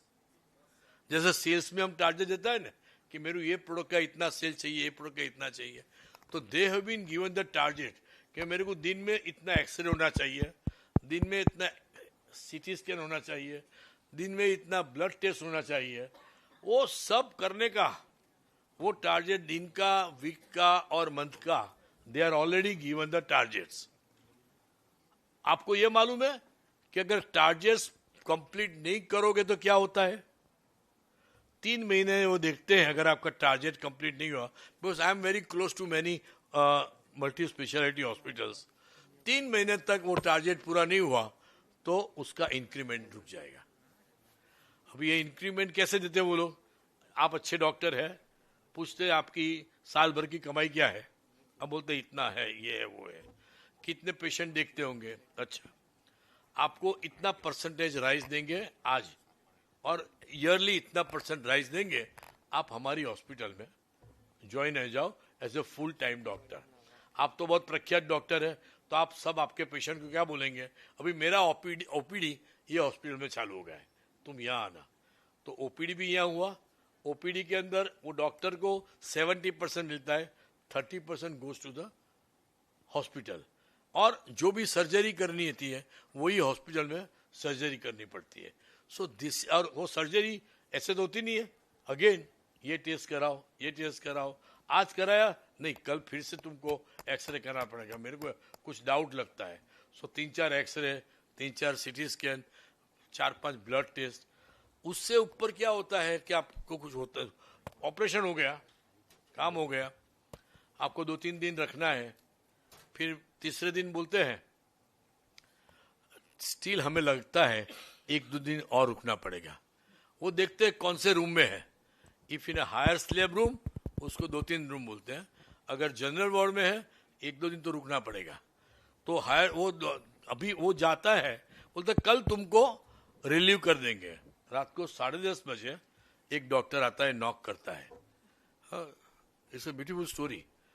मैं था उसलिए भी मेरा रिलेटिव था એટલે तो क्यों आए भाई कि मैं ये फला फला डॉक्टर हूँ हाँ तो मैं क्या कि मेरे को चेक करना है मैं कल सुबह तो रिलीव है नहीं फिर भी मेरा जॉब प्रोफाइल में आता है कि चेक करना मेरे को कितना अच्छा है कल वो जाने वाला है फिर भी ये डॉक्टर आज चेक करने के लिए आता है आई वॉज हैप्पी कि ये सब तो जानता नहीं हूँ ये तो अभी सीखा मैंने फ्रॉड और बिल और सब आपने दिया तो इसलिए तो वो मेरे को ये आई वॉज अमेज्ड कितना अच्छा सर्विसेज है हेल्थ केयर सर्विसेज कि कल सुबह में रिलीव होने वाला है और रात को 10:30 बजे डॉक्टर आता है वो सब क्यों डॉक्टर लेट हुआ अरे क्या करूं भाई इतनी प्रैक्टिस है तो लास्ट पेशेंट गया नहीं मैं इधर आया हूं अभी खाना भी नहीं खाया मैंने बोला अच्छा ठीक है बाद में सुबह में जब बिल आया तो मालूम पड़ा कि 9 बजे के बाद वो डॉक्टर ने चेक किया था तो उसका डबल चार्जेस हो गया विजिटिंग चार्जेस रोज 3,000 लेता था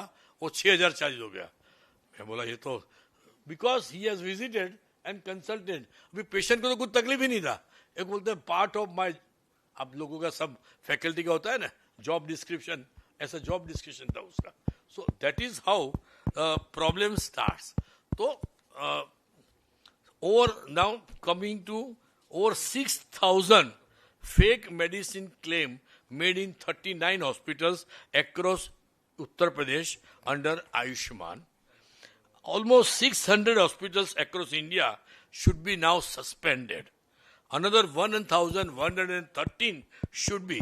ये मेरा रिपोर्ट नहीं है आयुष्मान भारत एंड मुख्यमंत्री जन योजना का रिपोर्ट स्कीम का रिपोर्ट है 1,113 should be removed from the panel of the center's flagship health insurance scheme and penalties to the tune of 120 crore should be levied against 1,504 errant hospitals.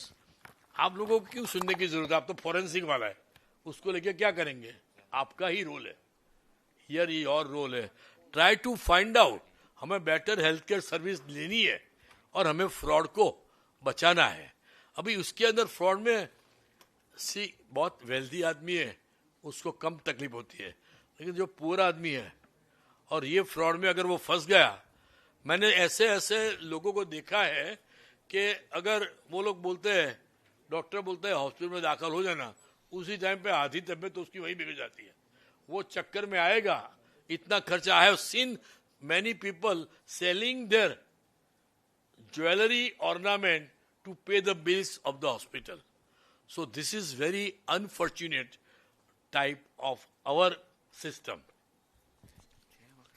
So many hospital forge medical records and medical record forge हो रहे हैं and બેન તમે મારી સામે બહુ સારી રીતે જોજો બેન 5 મિનિટ હા મને બહુ બીક લાગે તમને જોઈને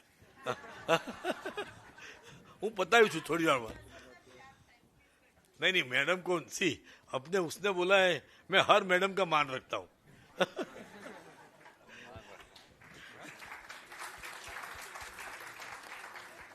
after this is very important many hospitals forge medical records and submit them for the claims.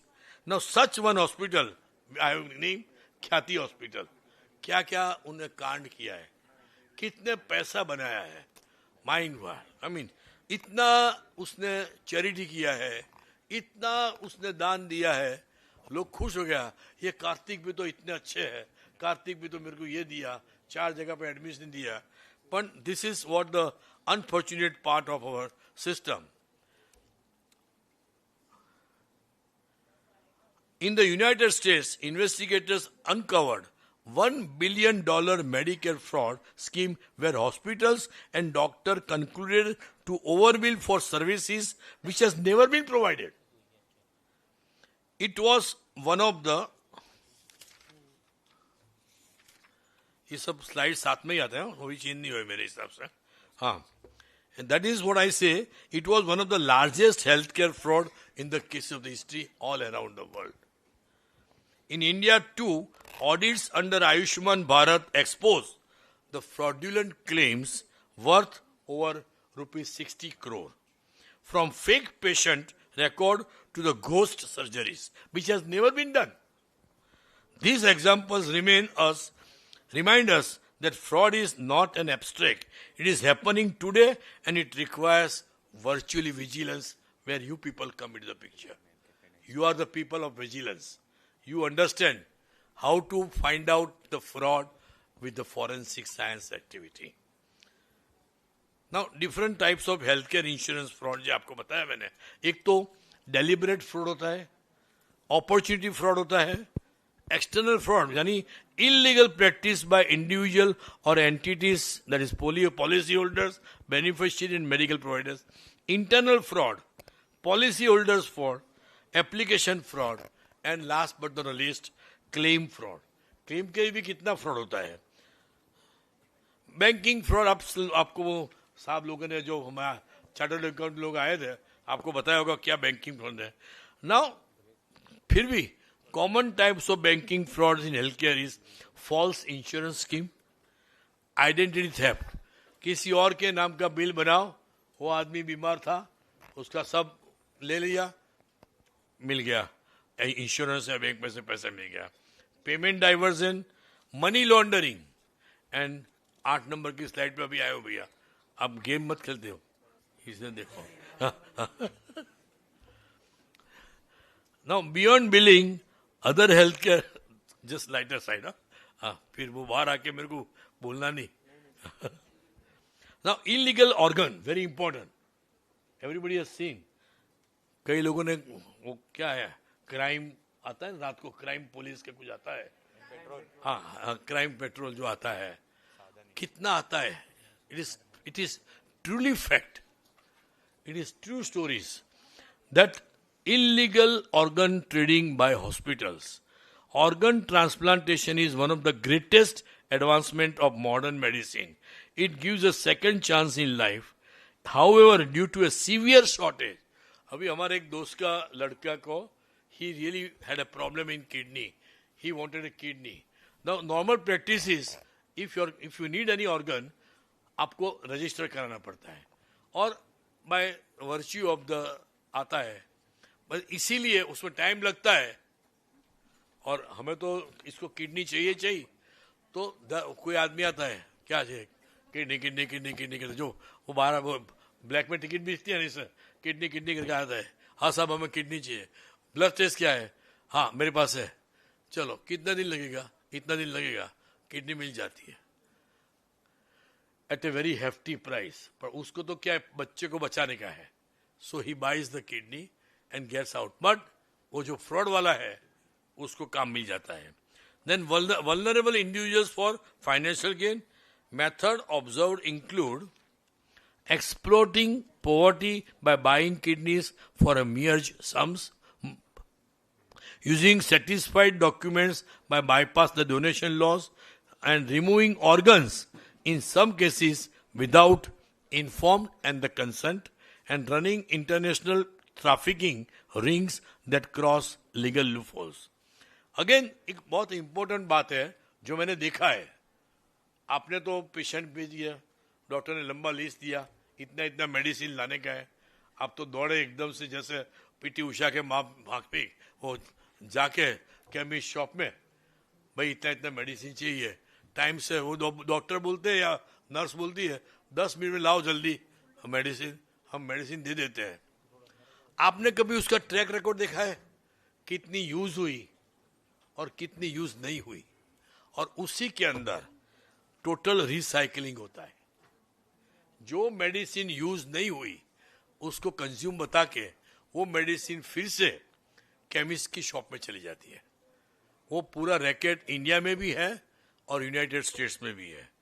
And very important is again the distribution of expired and unlabelled medicine. There is a big racket of distribution of, because वो कहाँ जाता है, वो जाता है rural area में, जहाँ कोई देखता नहीं है. मेडिसिन दिया, बोला ये है, अरे यार ये डॉक्टर तो बहुत सस्ती मेडिसिन देता है, बाहर तो बाजार में मैंने देखा वो देखता नहीं एक्सपायरी डेट क्या है, वो ले लेता है medicine. So that is the biggest racket. And also last but not the least, employment of unqualified staff. आप जानते हैं केमिस्ट शॉप के अंदर you should have the qualified staff. अभी क्वालिफाइड स्टाफ का तो सैलरी ज़्यादा ही होता है, अनक्वालिफाइड स्टाफ का तो जो भी सैलरी हो चलेगा, उसको नौकरी चाहिए। तो वो लोग दिखाते हैं मस्टर पे क्वालिफाइड स्टाफ और रखते हैं अनक्वालिफाइड स्टाफ।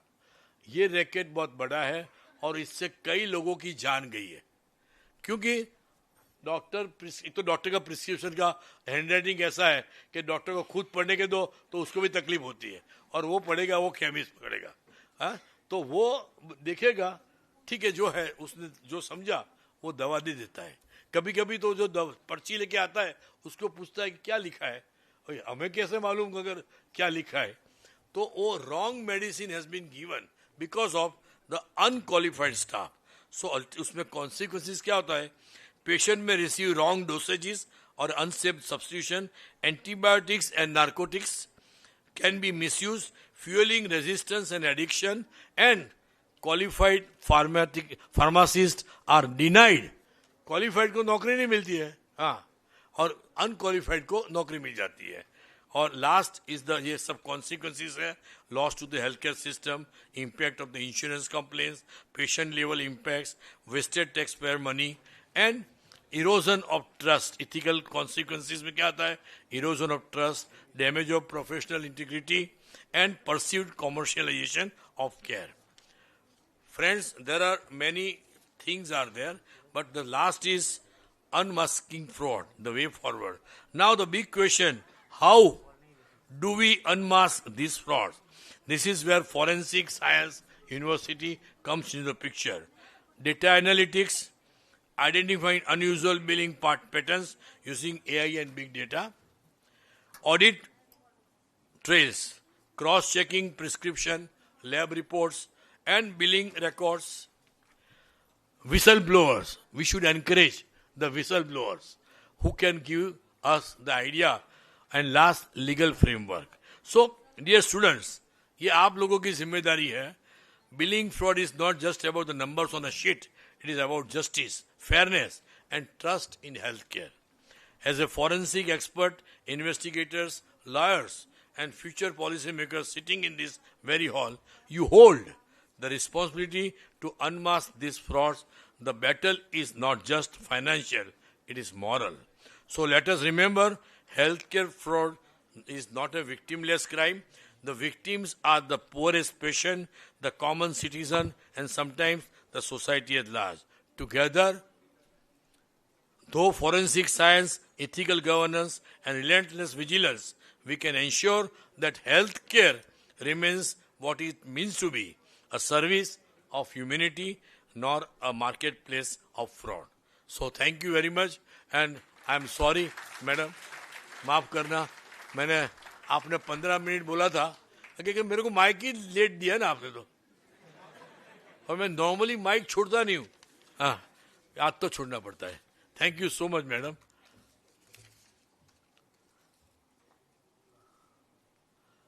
ये मेरा नहीं है, हाँ, मैंने बोला आपने चिट्ठी भेजी, नहीं कुछ है अलग सा है।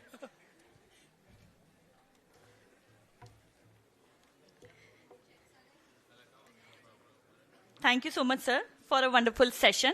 Now I would like to request Mr. Pranay Dave sir on stage for an announcement.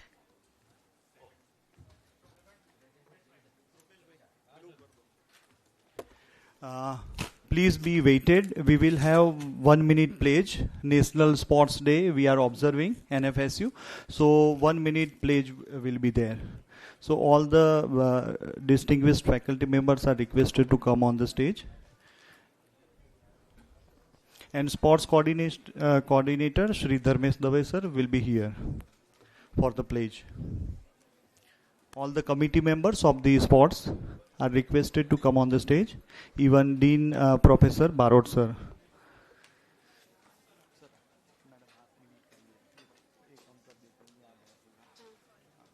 Sir, चालू कर दो तुम। हाँ।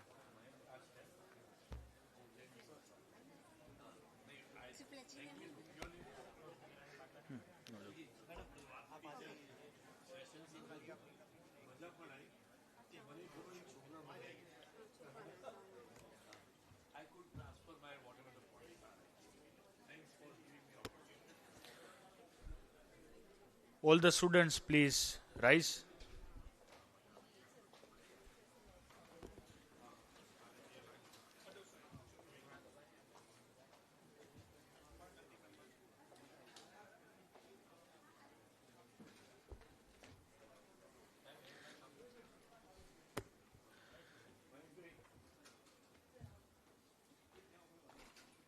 In the position of pledge.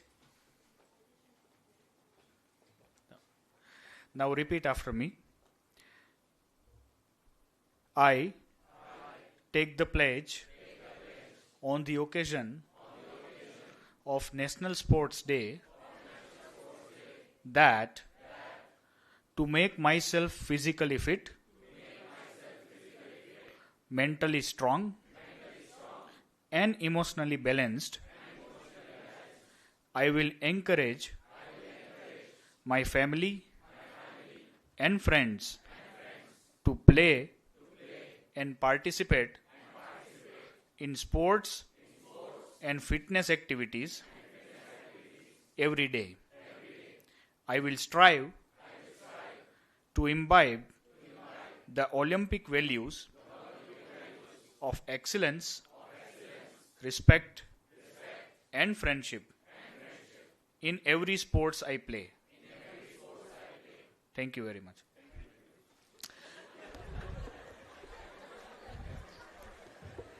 So, this is just 10 seconds. Dear friends, this is an observation of the National Sports Day at present. Observation is not a celebration. We are observing it because you know that Olympic 2036 the India is planning. So it is a beginning of having the achievements in the 2036. Thank you.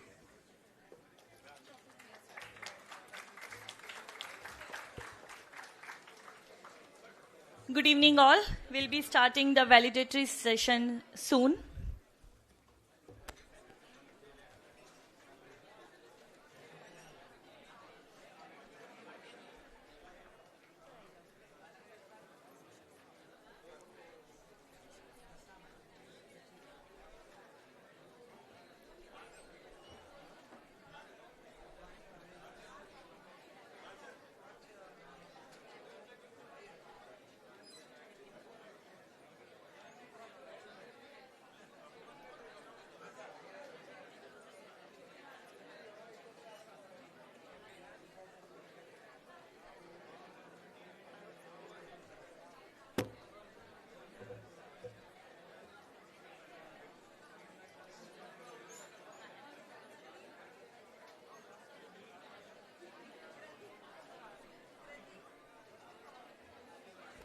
Request.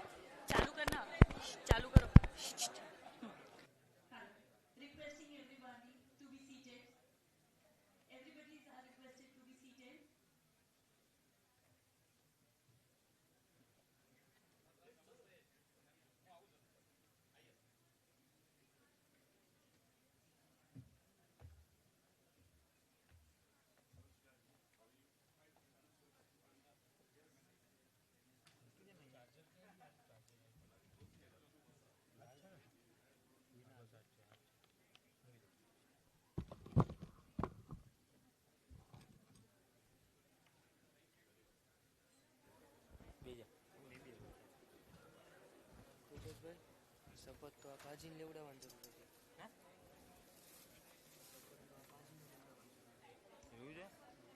Good evening, distinguished guests, respected dignitaries, esteemed speakers, faculty members, and dear participants.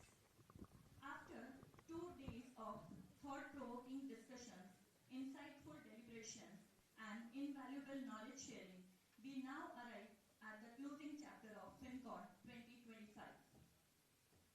The validatory session is not just a conclusion, but a celebration of collective learning, collaboration, and commitment to strengthening transparency, accountability, and integrity in the financial ecosystem.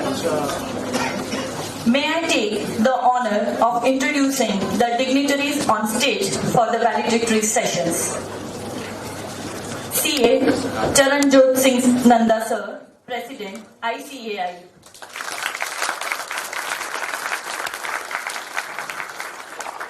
Dr. Pharma Chemical Private Limited. Professor Dr. Harish Barod Sir, Dean, School of Management Studies, FSU. Dr. Kalkisha, Associate Professor and Conveyor, FINCON 2025.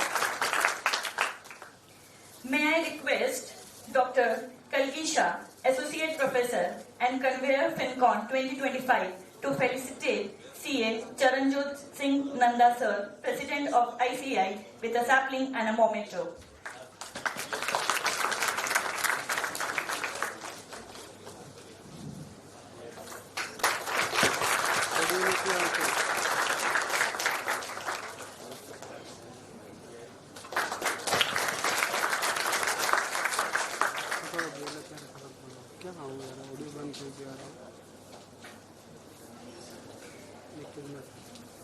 May I request Professor Basanna Sir, Professor SMS Delhi Campus, to felicitate Dr. Jamil Vasa, Chemical Chairman and Managing Director, Vasa Pharma Chemical Private Limited.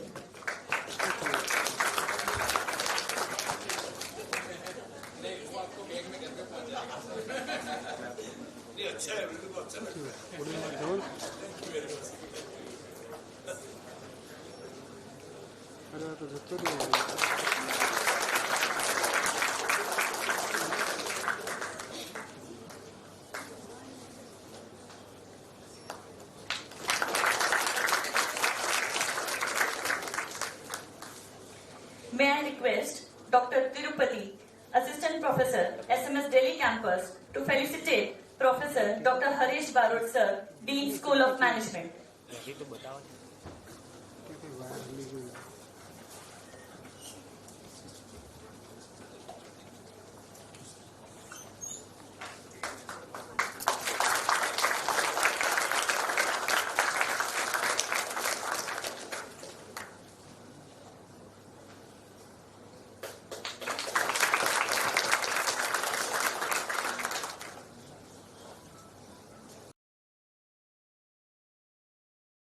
May I request Dr. Hetal Thakur, Assistant Professor, to felicitate Dr. Kalgisha, Associate Professor and Conveyor, FINCON 2025.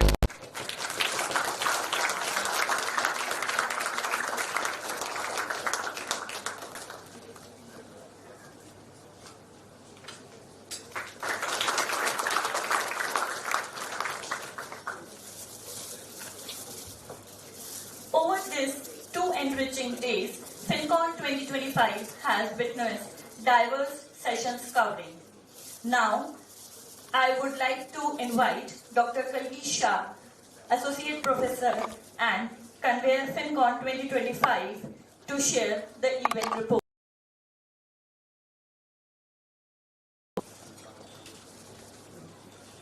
Respected dignitaries, esteemed guests, colleagues, participants, and my dear students. It's my proud privilege as a convener of FINCON 2025, the International Financial Security and Management Conference, to present the report of these 2 days gathering. FINCON 2025 was envisioned as a platform of bringing together academicians, professionals, regulators, and students to discuss the presenting challenge for the financial securities and the management. Over last 2 days, the vision has been fulfilled and in a very inspiring way. The response was remarkable. We have received 240 abstracts, out of which 163 full paper were selected after a rigorous review. These papers were presented across 4 tracks with 78 offline and 85 online presentations. More than 600 delegates joined us, representing over 15 Indian states, countries such as USA, UAE, Australia, Singapore, Sri Lanka, and several from Europe country. This diversity enriched our discussions with both national and global perspectives. The conference began with the inaugural address of our Honorable Vice Chancellor Padma Shri Dr. G.M. Vyas. His words beautifully combined wisdom from the Bhagavad Gita with insights of financial integrity, setting the right tone for the event. The sessions that followed covered crucial topics like fraud detection policies, corporate governance loopholes, behavioral perspective on fraud, and the use of AI in financial security. On the second day, we had impactful deliberation on cross-border financial crimes, insider training, competition law, forensic accounting standard, and billing frauds in healthcare. Each session offered practical strategies and highlighted the urgent need for strong institutional collaboration. The key learning from FinCon 2025 are very clear.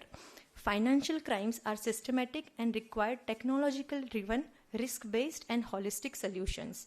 Governance reforms, standardized forensic accounting practices, and strong cooperation between academia, industry, regulators, and law enforcement agencies are required.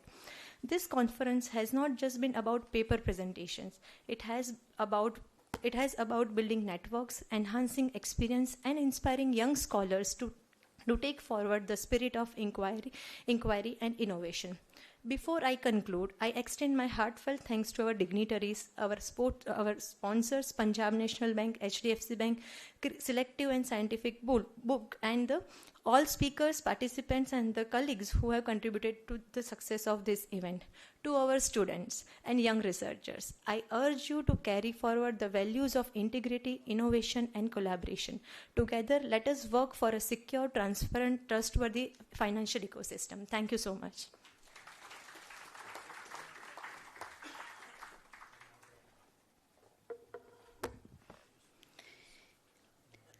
Now, I would like to invite Dr. Harish Barod Sir, Dean, School of Management, National Forensic Science University, to address the gathering.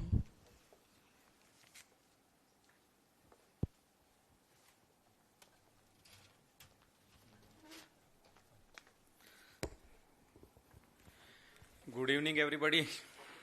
Good evening. Finally, the 2 days journey is about to complete. Honorable CA Charanjot Singh Nanda sir, Chairman, Institute of Chartered Accountants of India, who are present over here as a chief guest of the event. On behalf of School of Management Studies, National Forensic Sciences University, I welcome you, sir. Thank you for accepting invitations and sparing a time from your busy schedule. I also welcome our own and beloved Jaimin Vasa sir. Thank you for sparing your time. Jaimin Vasa sir is handling entire the pharmaceutical industries in Gujarat and across the nation. Sir is the chairman of the pharmaceutical sector, all those pharmaceutical industries that are present in Gujarat. Sir is the chairman of those that organization, and sir is the chairman of Vasa Pharmaceuticals also. And sir is our regular well-wisher of our MBA Hospital Healthcare Management program. The program which is leading by Dr. Kalgisha, sir is performing as a mentor. At this stage, I also recognize the support by Honorable Vice Chancellor J.M. Vyas sir for making this event a grand success and for his continuous support. I have a message by Junare sir. Sir, Junare sir has some urgent commitment, and sir told me that he is about to join, and sir will be joining very soon. He is just on the way, but sir has also given his kind regards regarding the success of this conference. You know, we falls under Ministry of Home Affairs, and we have, sir, almost 14 campuses. So sir has to roam around across the country. So he has urgent commitment, but sir will be joining very soon. Besides, the entire gamut of these 2 days event is being managed by the convener, Dr. Kalgi Shah, and the co-convener, Dr. Priyanka Yadav. Yeah, Dr. Priyanka Yadav, ma'am. Thank you for managing the entire event. It is their efforts only. We were just supporting actions, not guidance even also. Everything is done by both of these ladies only. Hats off to you. Thank you. Very well done. Sir, just to brief you, Nanda sir, we already have given you the brochure. FinCon Finance, we under the aegis of School of Management Studies, we have 2 events, which is our ideal events, which is a brand of School of Management Studies. One is ICFA-FI, which we are organizing regularly with the support of ICAI, New Delhi. It is International Conclave on Forensic Accounting and Fraud Investigations. We keep a gap of 3 years for each conference. So we organized that event in 2022. Now, with the support of ICI, we propose to have this conference in next year also. And this is, thank you, sir. And this is a FinCon, which is the conference on financial security and management. So, ICFAFI is focused on it is also focused on financial fraud investigation, but the niche area of financial fraud investigations. FinCon covers the other areas of financial fraud investigation, other industries also, sir, other sectors also. Like you see, Vasa sir is here. Vasa sir is dealing with the healthcare industries. So there are some possibilities of frauds in healthcare industries also. The cheating to same insurance policy has been issued or a kind of things, or some medical frauds also. So medical and insurance, there are various types of frauds which are happening. So we had a persons from insurance also. We have Jaimin Vasa sir from healthcare also. We had some persons from IT also. We had some presentations, sir, from fintech industries also. So this conference we have planned to expand our horizons of fraud investigations. And this is what we understood is, we tried our best, but we understood we plan to manage it, and we tried our best, and it is the feedback which we will receive from the candidates, how the conference we have planned and how we try to fulfill the expectation of the participants also. Sir, we had the participants from academia also, industry also, LEAs also, some of the participants, some research scholars also, students also. So it is an entire gamut we try to cover in this conference. Kalgi madam has already given the report of the conference. More than 600 registrations, 240 plus abstracts we have received, and the best thing is 160 papers received. I was talking to one of the professor today morning that there are certain conferences where they are die to get the papers, because research paper abstracts people are submitting, but full research paper ratio is almost 10-20% only, but we are lucky enough that we have received 160 full research papers also. Sir, the purpose of this research paper, why this research paper? The purpose of this research paper will be utilizing for further our research purposes also, investigation purposes also, and some of the research paper will be awarded the best prize also today. It is with that understanding that these researches will be used for further research and analysis and further investigations also. I conclude my session, my speech by saying that we put up our best efforts, and we believe in quality only, and we try to give you the best quality in terms of infrastructure, facility, research, the directions by the concerned experts who were present over here. We tried our best. By suppose if we missed out something, I personally, on behalf of the entire team of School of Management Studies, I extremely sorry if you face any difficulty, and we wish that if we'll be offering the next conference, FinCon, say after 2 years or 3 years, we will be coming with some more updates during this conference. Thank you very much for your 2 days presence, and thank you for your support. Thank you.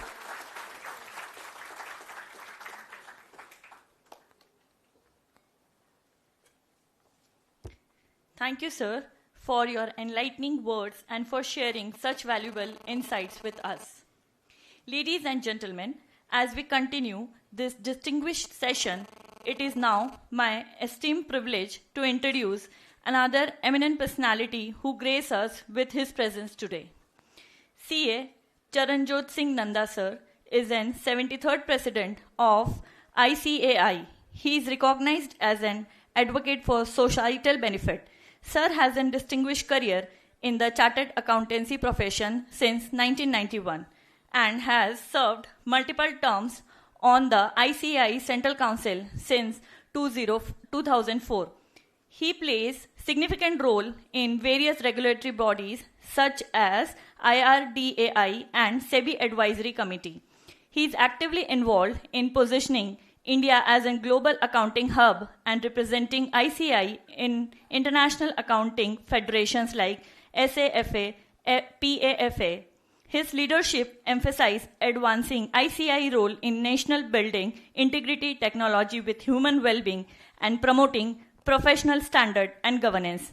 He is highly guided in the CA fraternity for his commitment to the profession. Sir, I would like to invite you to deliver the valedictory address. Sir, we are truly honored to have you among us today. Thank you, madam. So apologies, I'm not feeling well, so I'll be delivering my lecture from here. Dr. Jaimin Vasa, the man behind advancement of pharmaceutical industry in Gujarat, my very dear old friend, Professor Harish Barot, Madam Kalgi, our managing committee member from Ahmedabad branch, C.S. Samir Chaudhary, seniors, students, ladies and gentlemen. I am truly honored to be here in the valedictory session of FINCON-2025. And I am equally thrilled to meet you here. शाम को 5 बजे अगर लोग बैठे तो उसका कुछ मतलब निकलता है. कहते हैं ना कि मंजिल मिल ही जाएगी थोड़ा भटक कर ही सही. मंजिल मिल ही जाएगी थोड़ा भटक कर ही सही. गुमराह तो वो हैं जो घरों से निकले ही नहीं.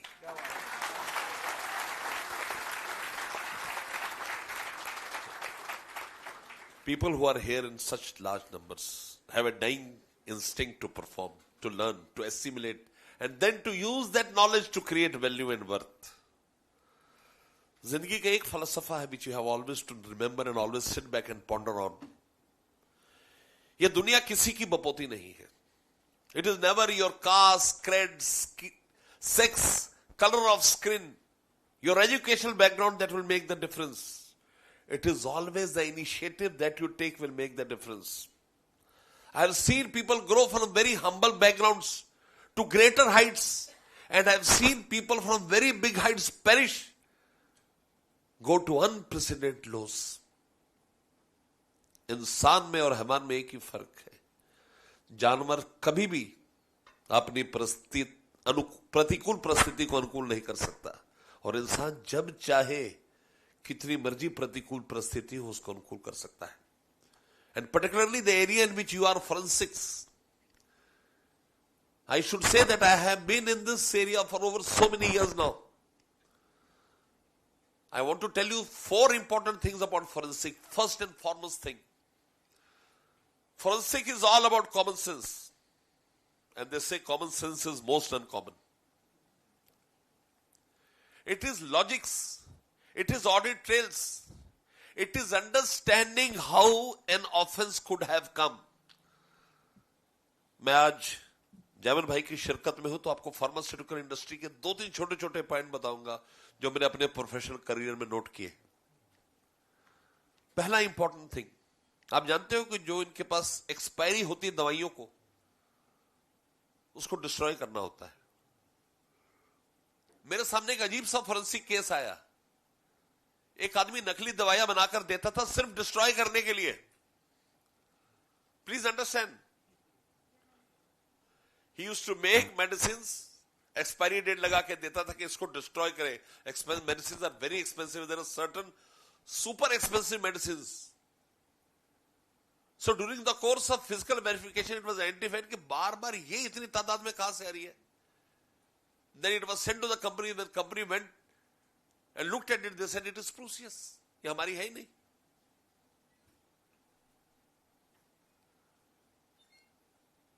हमने एक फॉरेंसिक किया मोबाइल ओनर चेन का. आप मोबाइल आज लॉन्च होता है, उसकी प्राइस हाई होती है. चेन वाले मोबाइल को लॉन्च होते ही बेच देते थे बिना बिल काटे हुए, और साल के बाद जब स्टॉक नहीं होती बताते हमारे पास मोबाइल पड़े हुए हैं. जो 60,000 का मोबाइल है वो 20,000 का बिकता था, उसको 20 में बेच के 40 अपने आप ही कमा लेते थे. आप दिमाग लगाइए. Forensic is something where you use your common sense. More importantly, the man who is committing the fraud is 1,000 times intelligent than you. He has studied the entire process. If somebody has to shoot me, I will have to remain prepared everywhere. He says, मैं NFSU के बाहर जो मोड़ है उस पे गोली मारूंगा. मैं हर जगह बचता चला जा रहा हूं कि गोली मारेगा. I'm so secure. सावधानी हटी, दुर्घटना हटी. Please understand. First important thing about forensic, have deep insight into the subject, understand the entire process, determine where loopholes could be. ढूंढोगे अगर तो ही रास्ते मिलेंगे, ढूंढोगे अगर तो ही रास्ते मिलेंगे. मंजिलों की फितरत है, खुद चलकर नहीं आती. Second, research on the subject and area in which you are going to make a forensics. I can't do forensics for Reserve Bank of India without knowing the finance procedures. You need to speak to your mentors. You very importantly need to have godfathers. और अगर godfather ना मिले,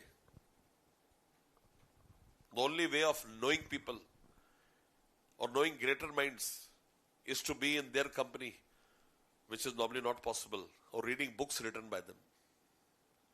Please go and have the books of the best of the authors.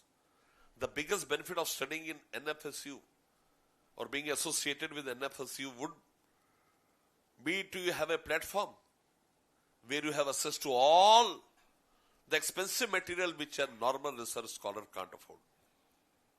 Second important thing, the thought process with which you make an approach. मैंने जितने भी forensic किए, I never went with a bent of mind. आदमी की फितरत होती है opinion बनाना.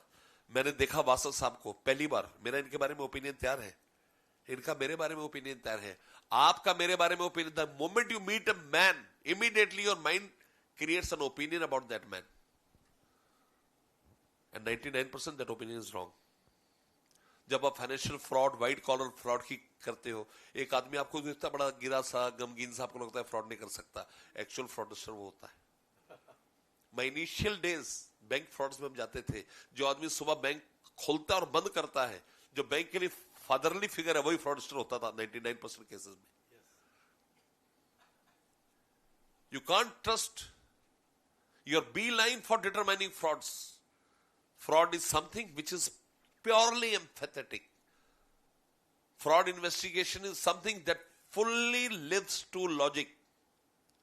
हम नॉर्मली अपनी जिंदगी में लॉजिक इस्तेमाल बहुत कम करते हैं, हम अपने इंट्यूशन से चलते हैं.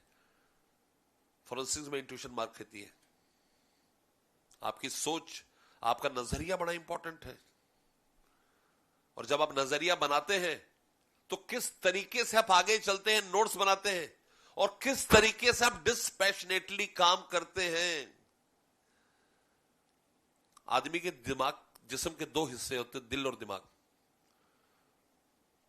कभी उनको मिलने नहीं देना चाहिए. कहते हैं रूहों में भी दाग आ जाते हैं. रूह समझती क्या होता है? कॉन्शियस, आपकी आत्मा. रूहों में भी दाग आ जाते हैं जब दिलों में दिमाग आ जाते हैं. Work in a different perspective. Third very important thing, your technical impetus, your fraud testing, your evidence testing. मैं अभी परसों एनआईए के टॉप बॉस के साथ बैठा था, मिस्टर संदीप दाते, एनआईए को हेड करते हैं वो, कि पूरी टीम इन्वेस्टिगेटिव मेरे साथ बैठी हुई थी. मैंने उनसे बड़ी शिद्दत से एक बात करी. मैंने कहा साहब, इन्वेस्टिगेशन के अंदर आपको सबसे पहले डिटरमाइन करना है कि क्या इन्वेस्टिगेट करना है, और उससे पहले आपको ड्रीम करना है कि प्रोसेस क्या रहेगा. Before conducting any forensic inquiry, sit back, relax, allow your mind to determine what you are and what you intend to leave and what you intend to find out and indulge in. आप में से कितने लोग रोज आईना देखते हैं और कितनी बार देखते हैं? कभी आपको लगता है एक बार आईने में आपकी शक्ल अलग है? एक बड़े मशहूर शायर इकबाल, उन्होंने बड़ी अच्छी बात कही. उन्होंने कहा, आईने हंसने लगे और मुझे रोना आया. आईने हंसने लगे और मुझे रोना आया. आज बरसों बाद मेरी खुद से मुलाकात हुई. आप इतना मसरूफ रहते हैं कि आप प्रॉपर तरीके से अपने मौजू पे फोकस नहीं कर पाते. जब आप फोरेंसिक फ्रॉड्स करते हैं, आपको क्लेवर को ज्यादा बड़ा नहीं करना. If you have a larger canvas to paint, it is very difficult. Somebody asked Abraham Lincoln, can you please speak for 2 minutes? He said, sorry. It is easy to speak for half an hour, but very difficult to speak for 2 minutes because I have to make a focused statement. Very, very important. ये हकीकत है life में. 2 minute बोलने से और आधा घंटा बोलने से आपको बड़ा फर्क है दोनों में. The fourth important step towards forensic is to have fair idea about the laws prevalent in the country. हमने उत्साहित होकर बड़े सारे फोरेंसिक कराए. इसका सबसे दर्दनाक पहलू यह है कि कभी जाके उनका अंजाम देखें. How many of forensics which have been done, people are prosecuted. कितनी जगह में चार्जशीट फाइल होने के बाद वो सस्टेन कर सकी. A right forensic auditor, a right forensic investigator is a man who understands what forensic is, makes a very crisp report. Loose report नहीं होनी चाहिए. And at the end, who knows how to conclude the report so that that conclusion takes the man who is implicated behind bars. और आखिरी चीज forensic के अंदर, उर्दू में एक बड़ा, मुझे शेर कहने का बड़ा शौक है. तो एक शेर है, बुतों तारीफ है तुम पर. बुत समझते क्या होता है? मुजस्मा, स्टैचू. बुतों तारीफ है तुम पर, तरक्की इसको कहते हैं. ना तराशे थे तो पत्थर थे, तराशे तो खुदा निकले. You curve yourself. एक रास्ते पर पड़ा गुमनाम पत्थर, उसको तराश कर खुदा की मूर्ति बनाते हैं और ताम उम्र उसके सामने आप सिर झुकाते हैं. बिना तराशे कुछ हासिल नहीं होता. Please appreciate. Until and unless you give your best, you don't get the best. अंग्रेजी में कहावत है, behind every war that is won are screams of orphans and cries of widows. जीत बड़ा खुशगवार मैसेज लेकर आती है. मेहनत बड़े दर्द के अफसाने सुनाती है. कभी नोट किया आपने, मेहनत करके आप जब आप टॉप करते हो, जब आप बड़ी तरक्की करते हो, एक रिपोर्ट ऐसी लेके आते हो, दुनिया वाहवाही कर रही है, उसके पीछे आपके बड़े सारे कमियां होती हैं. फैमिली को समय ना देना, मेहनत से इन्वॉल्व ना होना, इधर उधर भागना ना, सेहत पे टॉयल करना, बहुत कुछ करते हो. As a president I am travelling so much. मैं कल रात को 2 बजे पहुंचा, तभी मैंने कहा यहां पर सेफ है बैठकर बोलना बजाय खड़ा होने के. I take a flight to Bangalore, from there I go to Lucknow. Entire September I am abroad. मैं 5 दिन के अंदर 8 स्टेशन ट्रेवल किए. Delhi, Hong Kong, Cambodia, Penh. From there to Singapore, Los Angeles, San Francisco, Atlanta, New York, back. इसके नुकसान भी होते हैं. लाइफ में जब आप वर्क लाइफ बैलेंस नहीं करते, आदमी को 2 चीजें चाहिए जिंदगी में जिंदा रहने के लिए. One is economic quotient, other is emotional quotient. मैं जानता नहीं, यहां पर बड़े सारे यंग लोग, कितने लोगों ने अपनी मां को पिछले 10 दिन में छू के कहा कि मां मैं जो कुछ भी हूं तेरी वजह से हूं. Not a single one. कितने लोग अपने फादर को हक किया? एक मैडम है पीछे. कितनों ने अपने फादर को पिछले महीने में हक किया है? 2, 3, 4, 5, 7. कितने लोगों ने अपने दोस्तों से दिल का हाल बयां किया कि तू मेरा सबसे अच्छा दोस्त है? बताते हो आप? लग नहीं रहा मुझे साहब. या तो एनएफएसयू के अंदर ईमानदारी का, सच्चाई का बड़ा बोलबाला है. अंग्रेजी में कहावत है, if you love somebody tell him. हम नहीं बताते, बता दिया तो भाव खा जाएगा. और ना अपना दिल दोस्तों से खोलते. कहते हैं ना, दिल खोलो यारों से, वरना खुलवाना पड़ेगा औजारों से. तो to conclude I want to tell you, your focus, your peace of mind to be. अगर आप कभी भी देखते हैं, पायलट के बाहर लिखा होता है, when you enter the cockpit leave all worries outside. पढ़ा आपने कभी? मैं अहमदाबाद के प्लेन एक्सीडेंट के बारे में कोई बात नहीं करूंगा, लेकिन आपको बताना चाहता हूं कि जिंदगी में सक्सेसफुल होने के लिए आपका पीस ऑफ माइंड, आपका स्पिरिचुअल ब्लेंड ऑफ माइंड बड़ा जरूरी है. Best of the investigators are people who have a balanced mind, who are not aggressive, who know how to smile, who know how to assimilate, who know how to accept things and put them into the right perspective. So this valedictory session shall be truly memorable, shall be truly momentous if you go ahead and create a fantabulous image of yours. Sit down today evening, the valedictory session ends. Make a blueprint of your life, what you intend to have in times to come. आपका जिंदगी का क्या नजरिया है? आप कितनी मेहनत करना चाहते हैं? सोचने से कहां मिलते हैं तमन्नाओं के शहर। चलने की जिद भी जरूरी है मंजिल पाने के लिए। कितना चलना चाहते हैं आप? कितने में आप थक जाएंगे? कितने अब आप हार जाएंगे?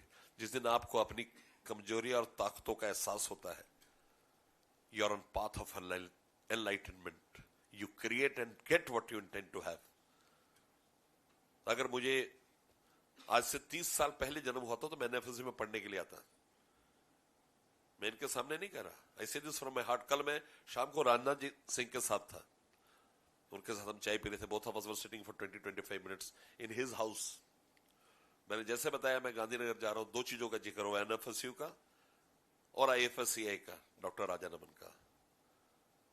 People have this kind of glamorous thought for NFSU. Use this opportunity, use the infrastructure to learn. मैं सीएफई के कॉन्फ्रेंस में बहुत जाता हूं, वहां पर लोग क्या कहते हैं, इन्वेस्टिगेशन कैसे करते हैं?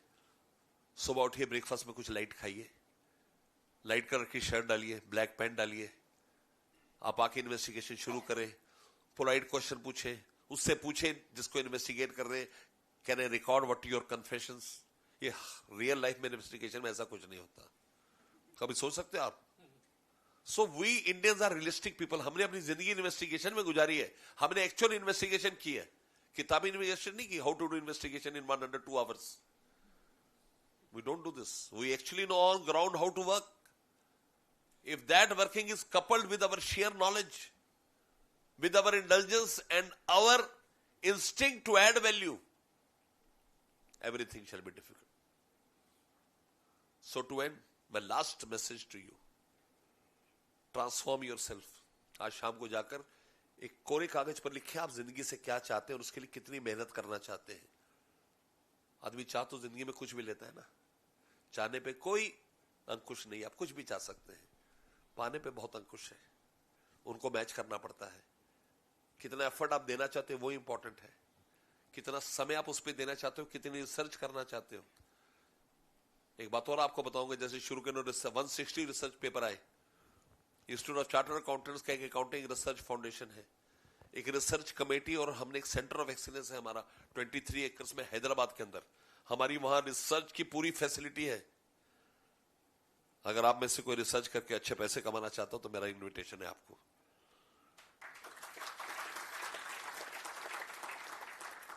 लेकिन रिसर्च पेपर के अंदर भी वो खासियत होनी चाहिए कि वो रिसर्च पेपर हो। आपको पता नहीं, यही के अंदर आप जैसे रिसर्च पेपर डालते बता देता है कि 92% कॉपीड है। Do you know this? I am the editor of chartered accountant general. मेरे पास आता है कि साहब ने पेपर दिया है, इसमें 62% कॉपीड है, 54% आईए का कंटेंट है। No, make your individual creations your original creations. Thankful to NFSU for calling me. Thank you to madam कलकी शाह। कहाँ है मैडम? बैठी हुई है। कलकी शाह ने तो लास्ट टाइम मुझे वर्षित धमकी दे दी। मैंने कहा मैडम मैं बहुत बिजी, आ नहीं पाऊंगा। कहते देख लो फिर सर नहीं आओगे तो मैंने नहीं मैडम मैं आ जाऊंगा। सो this is the conviction with which you invite people. आना ही पड़ेगा, कुछ नहीं मालूम मुझे। एंड आई कन्फेस कि अगर मैं ना आता तो बहुत कुछ गवाता, आपके सोबत से फिर महरूम रह जाता। बरोड साहब ना मिलते मुझे, इधर देखो वासा साहब से मुलाकात हो गई। So coming is always celebrating. Let us celebrate this meeting. If you have any questions, I'll be very happy to answer them. Thank you. Thank you so much.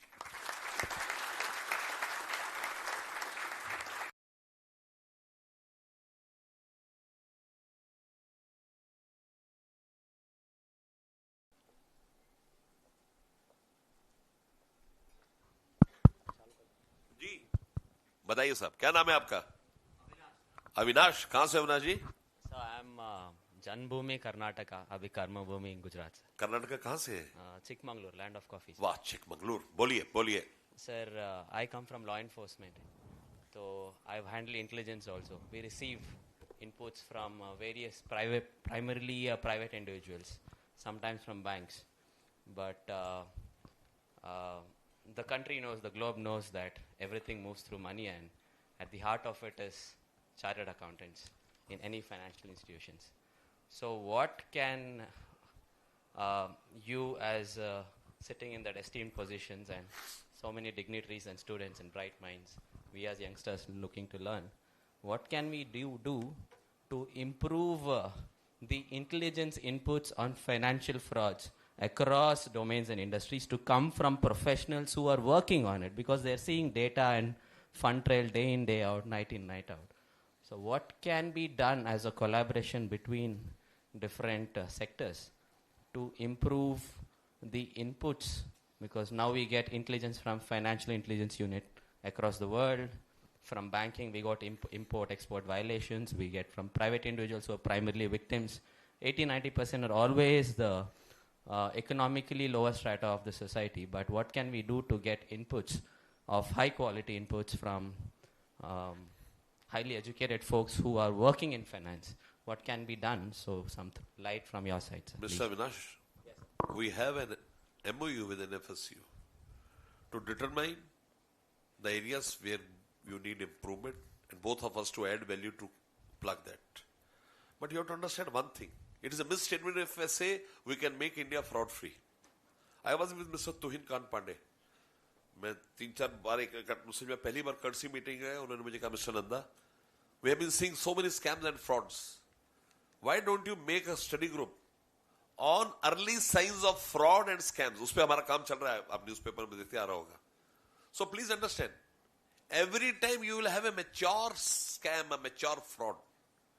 The best way of fraud investigation is to stop a fraud the moment you determine it. Second, most of the people who do white collar crimes have no knowledge of accounting, ratios. If you want to become an investigator in true perspective, learn reading the balance sheet. You give a balance sheet to me, I'll 5 minutes tell you it is healthy or not. I don't want to see anything. I can always make out इतना पैसा उसके लिए, इतना जा रहा है, इतना interest income है, इतनी उसकी income है, इतना उसका contribution है, इतना उसका borrowed contribution है. Not very big thing. If 1 year or 1.5 years, you take extensive course of accounting ratios and accounting entries, you immediately graduate to become a top investigator. How money is being siphoned off, you don't understand. So this will help you create your mind. So 2 important things. Number 1, first of all, understand what you need to be trained in. Second, train yourself and come up to perfection. You get so many inputs. It is very difficult to go and investigate every input. And the worst part is once you investigate and it is not correct, then you are the man who has to face the music. Thank you, sir. Most welcome, Mr. Avinash. Thank you, sir. Yes. Any other question before we say goodbye? No questions.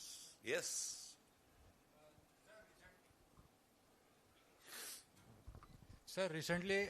क्या नाम है आपका? Braj Upadhyay. Braj Upadhyay. Yeah. Birthday का बताओ तुम्हारा ब्रज? हाँ, 21st August. 21st August को? Yeah.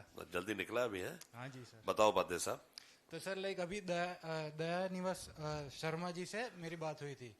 Like cyber security audit का लाइक फ्रेमवर्क वो अभी सेट करने वाले हैं थोड़े मंथ्स में, लाइक ऐसा उन्होंने बताया. ओके, बट लाइक आपकी ओर से like government initiatives like government sector and private sector में इसका एनफोर्समेंट कौन से लेवल पे होने वाला है? देखो, दवा नियास मेरी काउंसिल में बैठता है जी, मैं उसका प्रेसिडेंट होता हूँ. जी जी. दवा नियास जो भी करता है वो मैं पहले करता था. Is the chairman district accounting insurance board, वो मेरा वाइस चेयरमैन होता था. I am the president now. There was no choice but to ask him to be the chairman. उन्होंने बताया आपको 23 फॉरेंसिक स्टैंडर्ड्स के बारे में. Yes sir. That were formulated when I was the chairman DAB. आपने IFRS के बारे में सुना है? We use IFRS and for that we pay royalty. Oh my God, I have to rush very late. मैं 2 मिनट निकलना पड़ेगा. It's 6:30. I have a flight to catch. Bye bye. So for IFRS we give royalty to IFRS Foundation in London. The entire world now wants to give royalty for using our forensic standards. We have set up global forensic standards. Somebody sitting in Frankfurt, in Melbourne, or in Dhaka can use our forensic standards because they are now tuned to the local customs and usages of that particular jurisdiction where we perform. Coming on to the government impetus. IT environment का सबसे बड़ा फायदा ये होता है कि आप कभी भी एविडेंस को खत्म नहीं कर सकते. I write a bad message to you, हम दोनों मिटा दें, वो मैसेज जिंदा है. So government initiative is least required. Indians Evidence Act is fully empowered in it. हर जुर्म की हर सजा तफ्तीज है. आप काम पे फोकस करें, सजावार को सजा मिल जाएगी, लेकिन आपके डॉक्यूमेंट के अंदर क्लियर कट होना चाहिए आप कैसे उसको यूज करेंगे. How you have to use the evidence is very important. मेरा आपसे गुजारिश एक और है, अकाउंटिंग के साथ थोड़ा सा लॉ अगर पढ़ेंगे, आप इतनी इन्वेस्टिगेशन करके रिपोर्ट बनाते हैं, रिपोर्ट की क्या वैल्यू है, whether it falls like a pack of cards before the court. आपको इन्वेस्टिगेशन और आउटकम थोड़ा पता होगा, you will become a very good investigator. Okay, thank you sir. Thank you, thank you, thank you.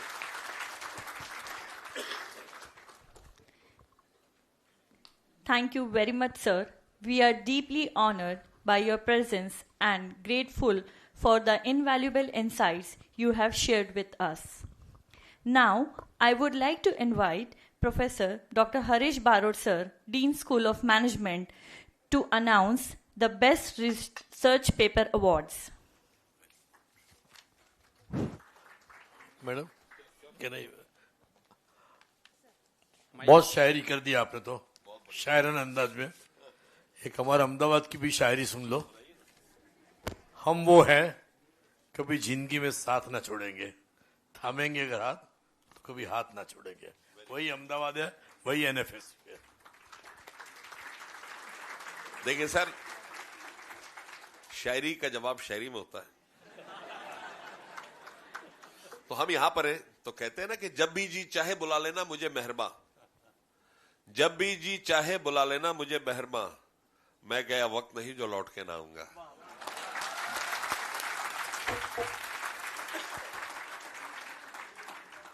Stay here. Thank you, sir. इसे कहते हैं माहौल बन गया.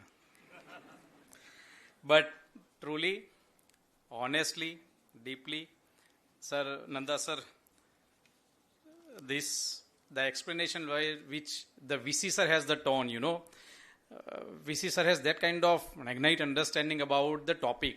Though he is, yesterday we had an experience that by a layman language, sir has explained the ABCD of financial fraud investigations, forensic science and all to all of us.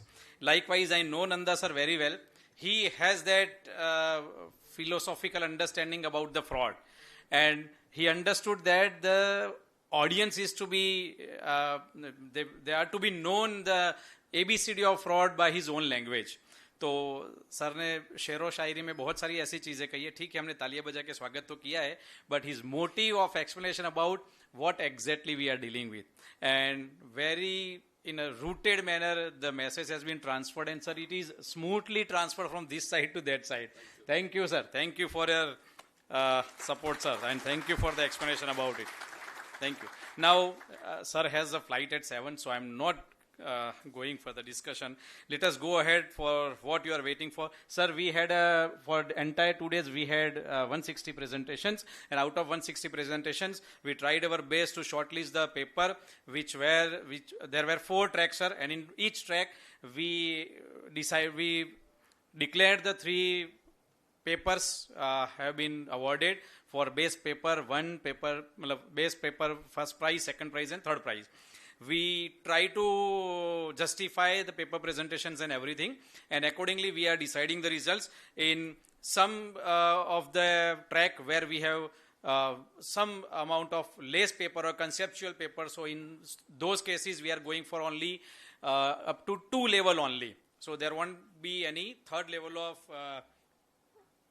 prize distributions or winner for that particular category. So going for the track wise, track 1, corporate frauds in finance and risk management, we have more than 50 papers, and for which the third prize goes to, I'm declaring from third prize, Third prize goes to the paper Bibliometric Analysis of Global Research on Health, Infrastructure Resilience and Well-being in the Post-Pandemic Era. This goes to Mr. Dr. Samriti Mahajan, Jinan Rabat, Firdos Ahmad Malik from New Delhi Institute of Management, Delhi. You are requested to please come on stage and accept the paper. Lo beta. They were online. I think Firdos Malik sir over here. Firdos Malik sir? Okay. Anyway, the second prize goes to Crackling the Code of Financial Market Misconduct by Nitin Kulkshetra from Christ University. This was also online. That's fine. And first paper goes to Money Laundering and Financial Instability by Dr. Sunil Kumar, Professor at Head, Department of Economics, Alliance University, Bangalore.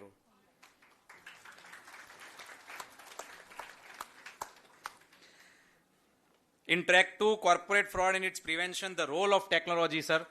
The third prize goes to a hybrid NLP automata framework for detecting deceptive narratives in financial crime reporting by Vivek Nakhate, Shilpi Saxena, Amit Kumar, Gaurav Patil, Jyotsna Kulkarni and Mrutyunjay Ranjan. They are from Devgiri College of Chhatrapati Sambhajinagar, Maharashtra. Are they over here? Online. Then next is Fraud Log 360 Global Comparison and Secret Key Solutions by Priya Shah Ritu Kumar from Adani University. Very good. Unmasking NFT Marketplace Fraud. The first prize goes to Unmasking NFT Marketplace Fraud, a Fraud Triangle Approach by Rajashri Joshi. Yes, please come. By Rajashri Joshi, Sarlinena Joshi, University of Wollongong, India. It is the campus in Gift City. Please.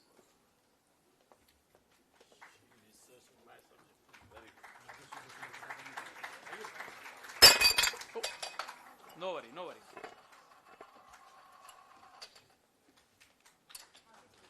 Bell baja. Sir. आगे Yes, yes. Basa sir, थोड़ा आगे please. अब front में आ जाइए.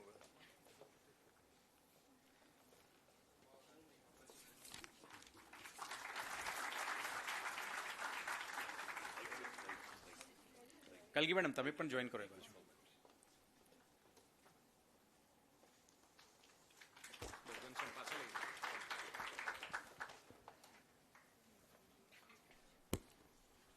sorry sir please we are announcing more prizes please stay with us. The track 3 corporate fraud leveraging business analytics for prevention and detections. The third prize goes to financial reissues and identification of financial misstatement by Yamunaben Parikh, SP University, online. Proactive fraud, second prize goes to proactive fraud prevention with AI and machine learning in the digital age, Dheeraj Saraswat from VIT Bhopal University, online. And the first prize goes to an analysis of financial fraud vulnerability in rural Madhya Pradesh using predictive analysis by Vaishnavi Bansal, Saptarshi Datta, Himanshu Thakkar and Siddhartha Bade. Please join.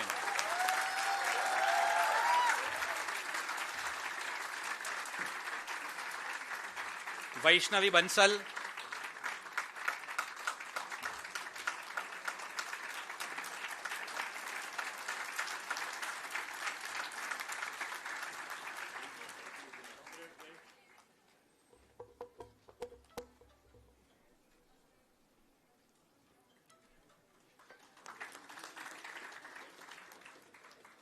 Sir, please bear with us for 2 more minutes. There is last track about to go.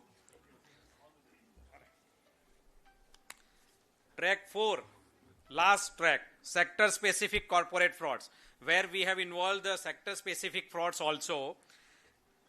Third prize goes to uncovering financial frauds in Ayushman Bharat, PMJAY fraud types and institutional gaps goes to Dr. Kuldeep.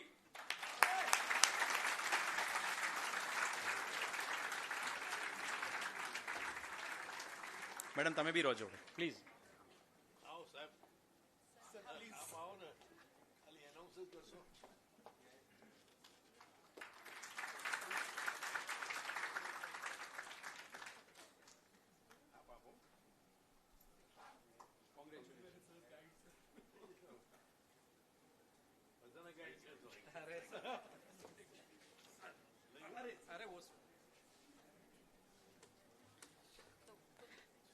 Second prize goes to factors affecting greenwashing tactics in managers.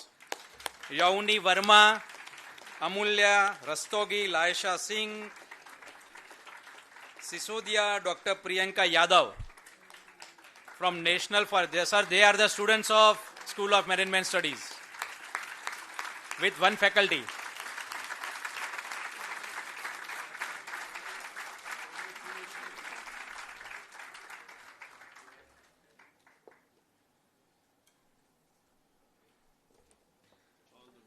Track 4, first prize goes to Digital Deception and Youth in the Information Age by Ronak Modi, Chirag Kumar Rathod, Rohan Kumar Patel, Sobhyakhan Baloch, Hima Patadia, Vaibhavi Parikh from Sankarchand Patel University. Please come, sir.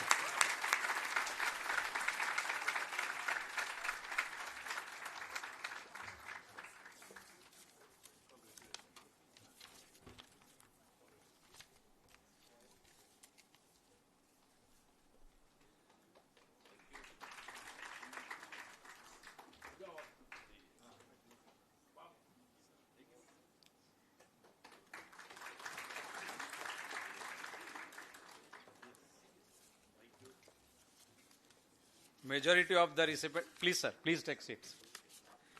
Majority of the recipients of the awards were online. Thank you for your support, guys. Thank you very much. Thanks a lot. Over to you, Krati. Thank you so much, sir. A small announcement. One of the authors from the winner team are requested to provide their details to the registration desk. All the participants and delegates will receive the e-certificate on their registered email ID. To conclude this memorable event, it is now my privilege to invite a respected member of our esteemed faculty, Dr. Priyanka Yadav ma'am, to kindly deliver the vote of thanks. Madam, the stage is yours.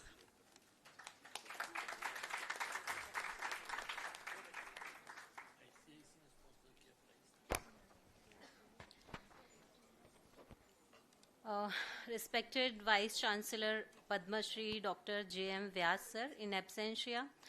Respected Professor Dr. S.O. Junare sir, Campus Director, Gandhinagar Campus. Respected Professor Dr. Harish Barot sir, Dean SMS, NFSU Gandhinagar. Respected Dr. Shalini S. Ma'am, Associate Dean, School of Management Studies, NFSU Gandhinagar. Esteemed guest of honor, Shri Charanjot Singh Nanda sir, President ICAI, Dr. Jamin Vasa, Chairman and MD, Vasa Pharmaceuticals Private Limited, eminent speakers, guest of honors, colleagues, and dear participants. As the International Conference on Financial Security and Management, FINCON-2025, comes to a close, it is equally an honor and a responsibility for me to express our collective gratitude on behalf of the School of Management Studies, NFSU Gandhinagar. Over the last 2 days, we all have witnessed a remarkable exchange of ideas, experiences, and insights on financial security, corporate fraud prevention, and risk management. These are issues that hold immense significance not only for the academia, but also for the policy making and for industry. To begin with, I would like to convey our heartfelt appreciation to our Honorable Vice Chancellor Padma Shri Dr. J.M. Vyas sir, whose vision and encouragement have been the cornerstone of this initiative. Without his support, this event could not have been possible. My thanks are also due to our Executive Registrar Shri C.D. Jadeja sir, Professor Dr. S.O. Junare sir, Campus Director NFSU Gandhinagar, Dr. Harish Barot sir, Dean SMS, and Dr. Shalini S, Associate Dean, for their consistent guidance and support in making FinCon 2025 a reality. We are deeply privileged to have joined by our distinguished guest of honors, Dr. Guru Prasad Murthy, Founding Director of VN Brims, Shri B.K. Singhal, Chief General Manager, NABARD, Gujarat, Shri Rajesh Thapar sir, CISO, NSC Mumbai, Their presence and words of wisdom have added immense value to this conference and encouraged us to take our research to the next level. This conference would not have achieved its impact without the distinguished contribution of our keynote speakers and panelists, experts representing premier institutions from Reserve Bank of India, IIM Kozhikode, ICAI, NIMHANS, Interpol, ACAMS, and Naif Arab University, Delhi University, all were there. Further, to join them were experts from industry like Swiggy, Ernst & Young, Helic Advisory, to enrich our discussion with their cutting-edge perspectives. The thought leadership has set the tone for future explorations in financial governance and financial risk management. I also wish to acknowledge the enthusiastic participation of our paper presenters and delegates who are there with us for the last 2 days. As told by Madam and Sir, that we had more than 160 papers which were presented here across 4 dedicated tracks covering financial fraud management, technological dimensions of fraud prevention, role of business analytics, and sector-specific fraud. So along with these, we also had some case studies in these areas. So the contributions have formed the intellectual backbone of this FinCon 2025. I extend my warm thanks to all of you, to all the faculty members, professionals, research scholars, students from across India and overseas who have been a part of this conference and helped us in making this event successful. We are equally grateful to our publishing partners for opening avenues to disseminate this research widely, with opportunities in the Journal of NJ FAFI, which is the NFSU Journal of Forensic Accounting and Fraud Investigation. Further, Journal of Economic Criminology, which is a journal of Elsewhere, and Curious Journal of Springer Nature. We are confident that deliberations here will resonate nationally and internationally, creating long-term academic and professional impact. On a lighter note, the cultural evening on day 1 deserves a special mention. It was a refreshing reminder beyond research and technical rigor, the spirit of art, culture, and community makes any academic gathering complete. No vote of thanks would go complete without acknowledging the dedication of those who have been working tirelessly for making this conference a success. Our organizing committee, our advisory committee, our student volunteers, they need a special mention, and our admin staff, further the Menace Society, they all deserve our deepest gratitude for their great coordination and hard work. Finally, I sincerely acknowledge the generous support of HDFC Bank, PNB Bank, and selective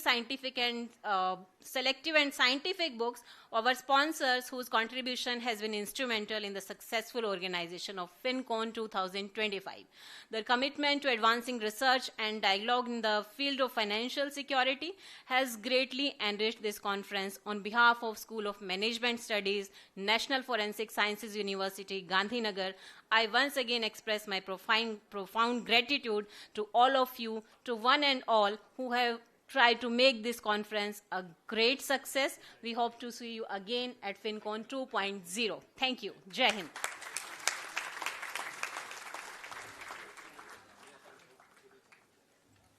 Thank you all. With this, we conclude FinCon 2025. Thank you all for your valuable presence and contribution.